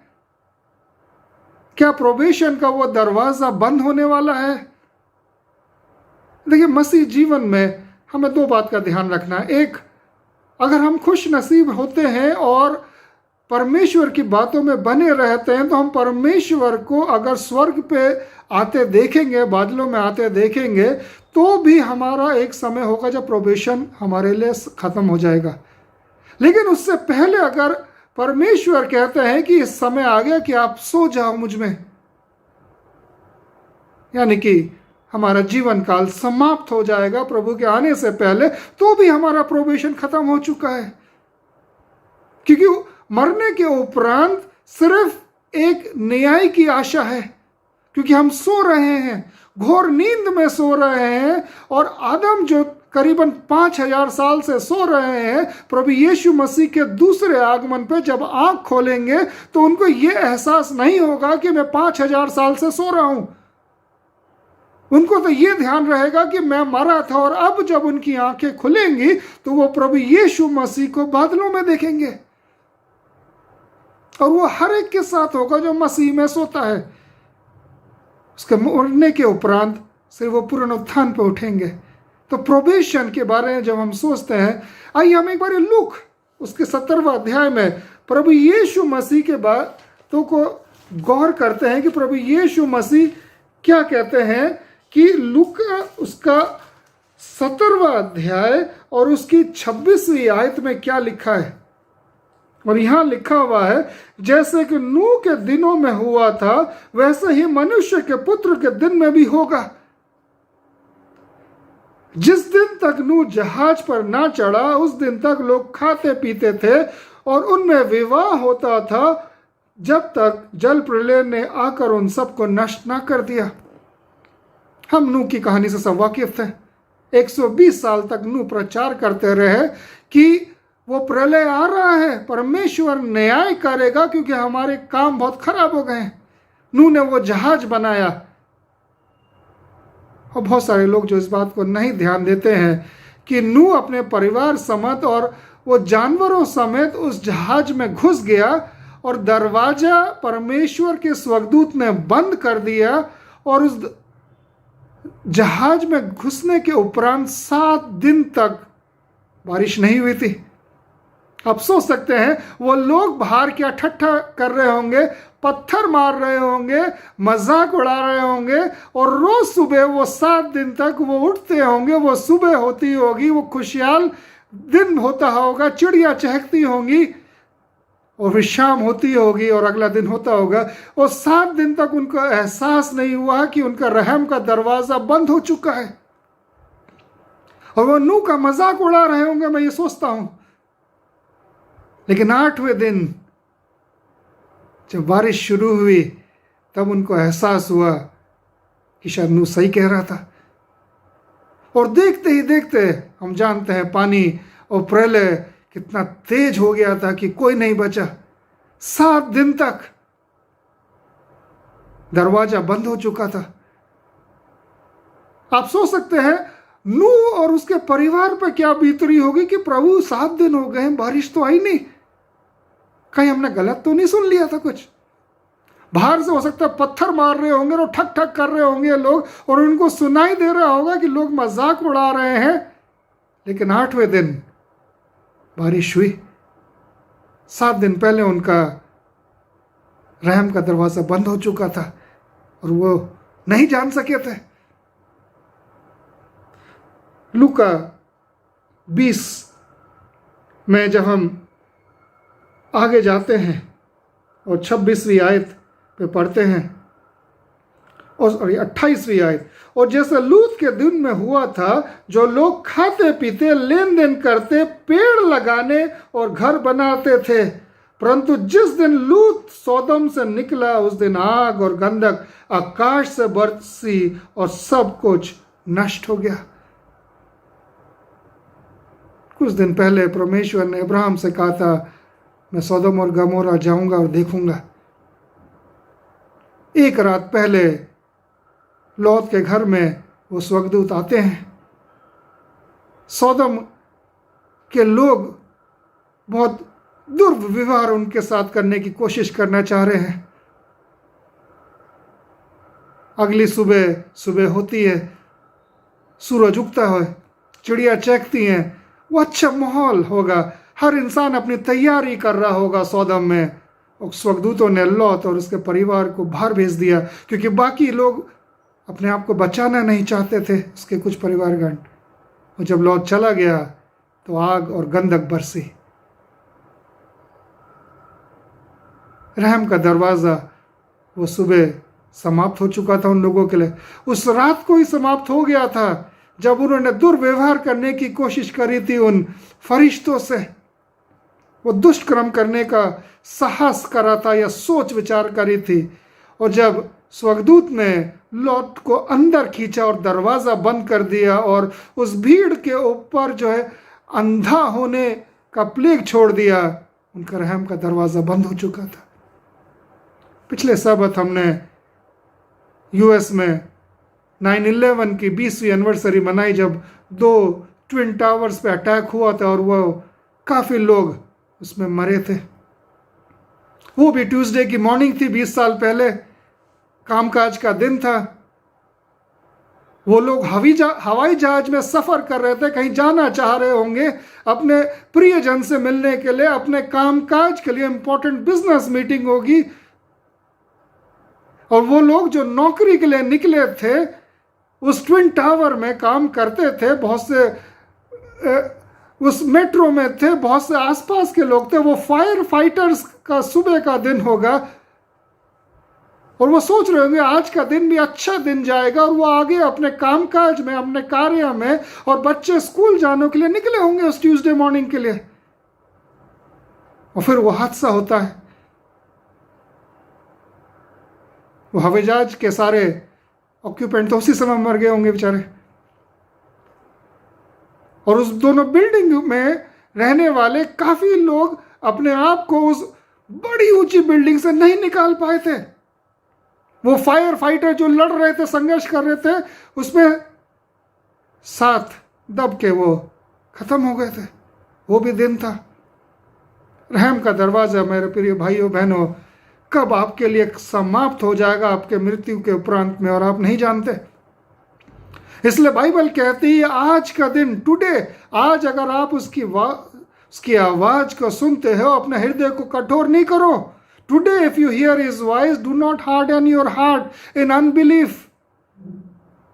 उस कोहरे में जो शैतान में और आपके दिमाग पे लाना चाहता है, मैं और आप उसके आगमन से अपनी आंखों को दूर ना करें, क्योंकि वो मुकुट हमारा है। वो वायदा मेरा और आपका है कि परमेश्वर प्रभु यीशु मसीह हमें स्वर्ग लेके जाएगा अपने साथ। 1000 साल हम उसके साथ राज्य करेंगे, और 1000 साल के उपरांत उस नई यरूशलेम में, जो कि एक महान स्पेसशिप होगी, उसके जैसे, मैं एक उदाहरण के तौर पे बोल रहा हूँ, वो जो कि स्वर्ग से आएगी, वो राज्य, वो शहर जिसकी सड़कें सोने की होंगी। आज के ज़माने में सोना बहुत महत्वपूर्ण है लोगों के लिए। हम सोना खरीदते हैं लेकिन करते कुछ नहीं है, सिर्फ पहनते हैं, अदरवाइज उसका कोई काम नहीं जाता। और वो सोना, वो बहुमूल्य चीज हमारे पैरों के नीचे होंगे। हम उस नई यरूशलेम की बात जो रहे हैं। 1952 में फ्लोरेंस, जब वो पहली बार अपना लक्ष्य 42 किलोमीटर का पूरा नहीं कर पाई थी, क्योंकि घोर कोहरा छा गया था और वह हताश हो गई थी। 2 महीने के बाद उन्होंने दोबारा कोशिश करी, दोबारा उन्होंने तैरना शुरू करा और दोबारा कोहरा आ गया। लेकिन इस बार फ्लोरेंस ने अपने दिमाग में, अपने मस्तिष्क में वो जो शोर लाइन थी, वो जो किनारा था, अपने दिमाग में बैठा के रखा था। वो पिक्चर उनकी आंखों में थी कि मुझे सिर्फ सीधे तैरते रहना है और वो किनारा आ जाएगा, चाहे मुझे आगे दिखाई दे या ना दिखाई दे, चाहे कोहरा कितना घोर क्यों ना हो, चाहे ये जो लहरें हैं कितनी तेज क्यों ना हो जाए, वो शोर लाइन, वो किनारा फ्लोरेंस को दिमाग में था और तैरती रही और वो किनारे पे पहुंच गई। फ्लोरेंस चैडविक उन प्रथम महिलाओं में से हैं जिन्होंने इंग्लिश चैनल को भी दोनों तरफ से जो है पार करा है। देखिए, इस ग्रेट कंट्रोवर्सी में लड़ाई आपके पैसे की नहीं है, लड़ाई आपके परिवार की नहीं है, लड़ाई आपकी संपत्ति की नहीं है, लड़ाई तो हमारे दिमाग की है। The battle is of the mind, कि इस दिमाग में किसका सिंहासन है, किसका झंडा लहराता है। क्या प्रभु यीशु मसीह जो कि सृष्टि करता है, जो कि हमारे उद्धार करता है, जो कि दोबारा आने वाले हैं, जिनके बारे में आप प्रकाशित वाक्य उसका 19वें अध्याय में पढ़ेंगे, the king of kings, the lord of lords, क्या उनका झंडा इस मस्तिष्क में लहराता है या शैतान ने उस झंडा फेंक दिया और अपना झंडा वहां लहरा दिया है। The battle is of the mind. हम जानते हैं कि बहुत से खेलों में, बहुत से प्रतिद्वंदियों में माइंड बैटल्स खेले जाते हैं। आप बच्चे एग्जाम देने से पहले ही डर के मारे एग्जाम में फेल हो जाते, इससे पहले वो पहला कोई शब्द लिखे, डर के मारे वो एग्जाम में लिखने से पहले ही फेल हो जाते हैं। बहुत से कॉम्पिटिशन्स में यह देखा गया है कि लोग उस टेंशन में, उस डर में करने से पहले ही हार मान लेते हैं। और लड़ाइयों में तो ये अक्सर होता है। प्रोपेगेंडा इस तरह से फैलाया जाता है कि सामने वाला पहले से ही डर जाए, और शैतान इसमें माहिर है। Battle is of the mind. इसलिए प्रभु यीशु मसीह ने कहा था, कोई तुम्हें भरमाए ना। जब चेलों ने प्रभु यीशु मसीह से पूछा था मैथ्यू चैप्टर 24 में कि प्रभु आपके आगमन का क्या चिन्ह है, सबसे पहली बात प्रभु यीशु मसीह ने उनसे कही थी, let no man deceive you, कोई तुम्हें भरमाए ना पाए, क्योंकि battle is of the mind. और घोर कोहरा छाएगा, प्रभु के आने से पहले समस्याएं बढ़ेंगी, क्योंकि वो अंतिम युद्ध है। और शैतान इतनी आसानी से अपने इस कब्जे को नहीं छोड़ना चाहेगा। हालांकि वो 2000 साल पहले क्रूस पे हार चुका है, और हारा हुआ प्रतिबंधी को कोई फर्क नहीं पड़ता, बाय हुक और क्रुक वो तो चाहता है कि अगर मैं डूबूंगा तो आप भी डूबो। लेकिन प्रभु यीशु मसीह कहते हैं कि कोई तुम्हारा मुकुट छीनना ना पाए। क्या मेरा और आपका दिमाग उस खोरे में कहीं खो तो नहीं गया है? दुनिया की इस लहरों की थप्पड़ में क्या हम प्रभु यीशु मसीह का आज भी इंतजार कर रहे हैं उस जोरों शोरों से? ये आज प्रिय भाइयों बहनों में और आपको सोचने का विषय है। प्रभु यीशु मसीह के दूसरे आगमन के बारे में प्रकाशित वाक्य बहुत अच्छा लिखा है, और हमने वो आयतें देखी। प्रकाशित वाक्य 22 में 3 बार यह लिखा गया, देखो मैं शीघ्र आने वाला हूँ, श्योरली, और अंत में श्योरली आई कम क्विकली, बिहोल्ड आई कम क्विकली, श्योरली आई कम क्विकली। और फिर हम देखते हैं कि वो रहम का दरवाज़ा बंद होने वाला है। या तो हमारी मृत्यु पे वो बंद हो जाएगा, या फिर प्रभु यीशु मसीह के आगमन से पहले वो बंद हो जाएगा। आज का दिन हमें मिला है, इट इज टुडे। अविश्वास में हम ना खोएं। फिर पौलुस हमसे इब्रानियों उसका 10वां अध्याय, हमारे दिमाग में कौन सी पिक्चर है? क्या हम उस किनारे को देख सकते हैं?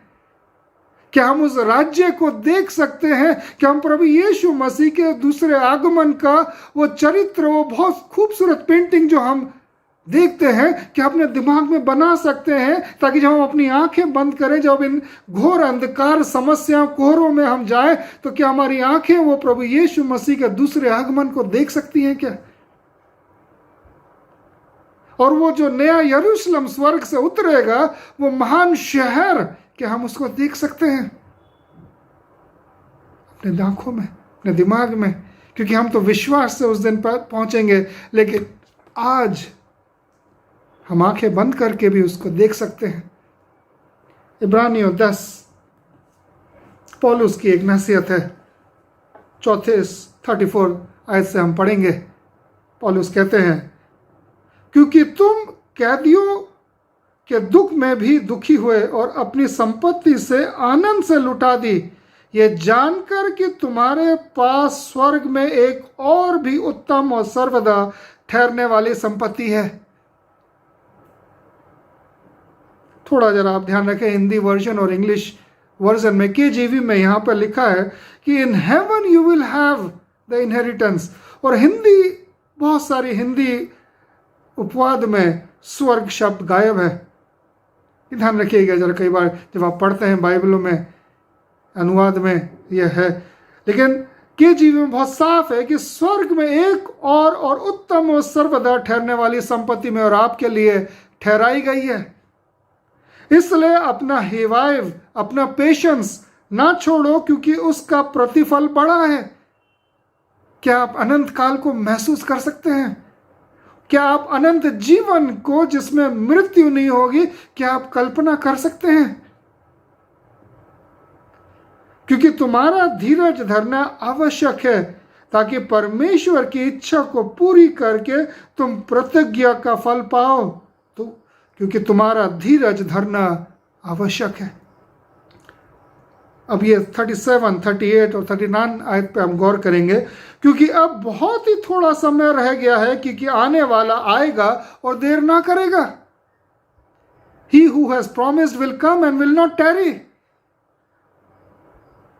पर मेरा धर्मी जन विश्वास से जीवित रहेंगे। The just shall live by faith। लेकिन एक चेतावनी है, और यदि वो पीछे हट जाए तो मेरा मन उससे प्रसन्न न होगा। For we are not those of perdition who will fall back। हम पीछे हटने वालों में से नहीं हैं।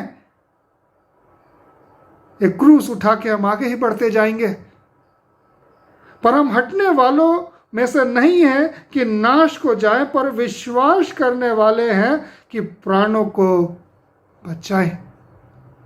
पौलुस कहते हैं हम उन हटने वालों में से नहीं हैं जो कि अंतिम समय में अपना विश्वास को इन समस्याओं में खो दें, क्योंकि वो विश्वास पक्का है। मसीह आएंगे, क्योंकि उन्होंने स्वयं कहा है। कहाँ का है? क्या सीक्रेट रैप्चर होगा? क्या एक बहुत खुशहाल राज्य इस पृथ्वी पर बनेगा बिना हमारे स्वर्ग जाए? क्या प्रभु आएंगे? यूहन्ना उसको 14वां अध्याय, जो कि हर मसीह को बाय हार्ट रटी होनी चाहिए, जॉन चैप्टर 14 वर्सेस 1, 2 and 3। तुम्हारा मन व्याकुल ना हो, परमेश्वर पर विश्वास रखते हो, मुझ पर भी विश्वास रखो। मेरे पिता के घर में बहुत से रहने के स्थान हैं, यदि ना होते तो मैं तुमसे कह देता, क्योंकि मैं तुम्हारे लिए जगह तैयार करने जाता हूं। और यदि मैं जाकर तुम्हारे लिए जगह तैयार करूं तो फिर आकर तुम्हें अपने यहां ले जाऊंगा, ताकि जहां मैं रहूं वहां तुम भी रहो। इस ट्रांसलेशन में कोई गलती नहीं है। तीसरी आयत बहुत साफ है। प्रभु यीशु मसीह कहते हैं कि यदि मैं जाकर तुम्हारे लिए जगह तैयार करूं तो फिर आकर तुम्हें अपने यहां ले जाऊंगा। I will come again and take you unto myself, that where I am there you may be also. जहां पर मैं हूं वहां तुम भी रहो। क्या आप उस राज्य को देख सकते हैं अपने दिमाग में? कोई कोहरा हमारे मनों पे ना चाहे। परमेश्वर से ये मेरी विनती है, परमेश्वर आप सबको आशीष दे। जब इस विश्वास में आप आगे बढ़ते हैं, अपने विश्वास को थामे रहिए। जिसने वायदा करा है वो शीघ्र पूरा करेगा। परमेश्वर आपको सबको आशीष दे। आमीन। आइए हम प्रार्थना करेंगे। शक्तिमान दयालु पिता परमेश्वर, हम आपका हृदय से धन्यवाद देना चाहते हैं इस अच्छे सबत दिन के लिए जो आपने हमारे जीवनों में लाए हैं परमेश्वर। और जब हम आपके आगमन का इंतज़ार कर रहे हैं परमेश्वर, आपकी पवित्र आत्मा के द्वारा हमारा विश्वास को दृढ़ करिए परमेश्वर, उसे मजबूत करिए, उसे स्थिर करिए, ताकि वो कहीं से भी डगमगा ना पाए परमेश्वर। हमारे भाई बहनों को, हमारे कलीसिया के विभिन्न सदस्यों के लिए परमेश्वर जो भारतवर्ष में है, और हमारी लीडरशिप के लिए परमेश्वर हम आपके लिए आपसे विशेष प्रार्थना करते हैं। परमेश्वर के इस समय में परमेश्वर आपकी आशीष बनी रहे, और जो भी रिसोर्सेस की आवश्यकता है परमेश्वर आपके इस आखिरी दिनों के कार्यों को पूरा करने में परमेश्वर आप वो मुहैया कराए। वो भाई बहन जो अभी भी पीड़ित हैं परमेश्वर आप उन्हें अपने चंगाई देने वाला हाथों से उन्हें स्वस्थ करें और उन्हें पूर्ण रूप से चंगाई करें। जिन्होंने अपने प्रियजन खोए हैं परमेश्वर उनको तसल्ली दे। आने वाले समय के लिए परमेश्वर हमारे विश्वास को थामे रहे परमेश्वर, और हम जल्द परमेश्वर आपको स्वर्ग के बादलों में आते हुए देखें। प्रभु यीशु मसीह के प्यारे नाम से मांगते हैं, आमीन।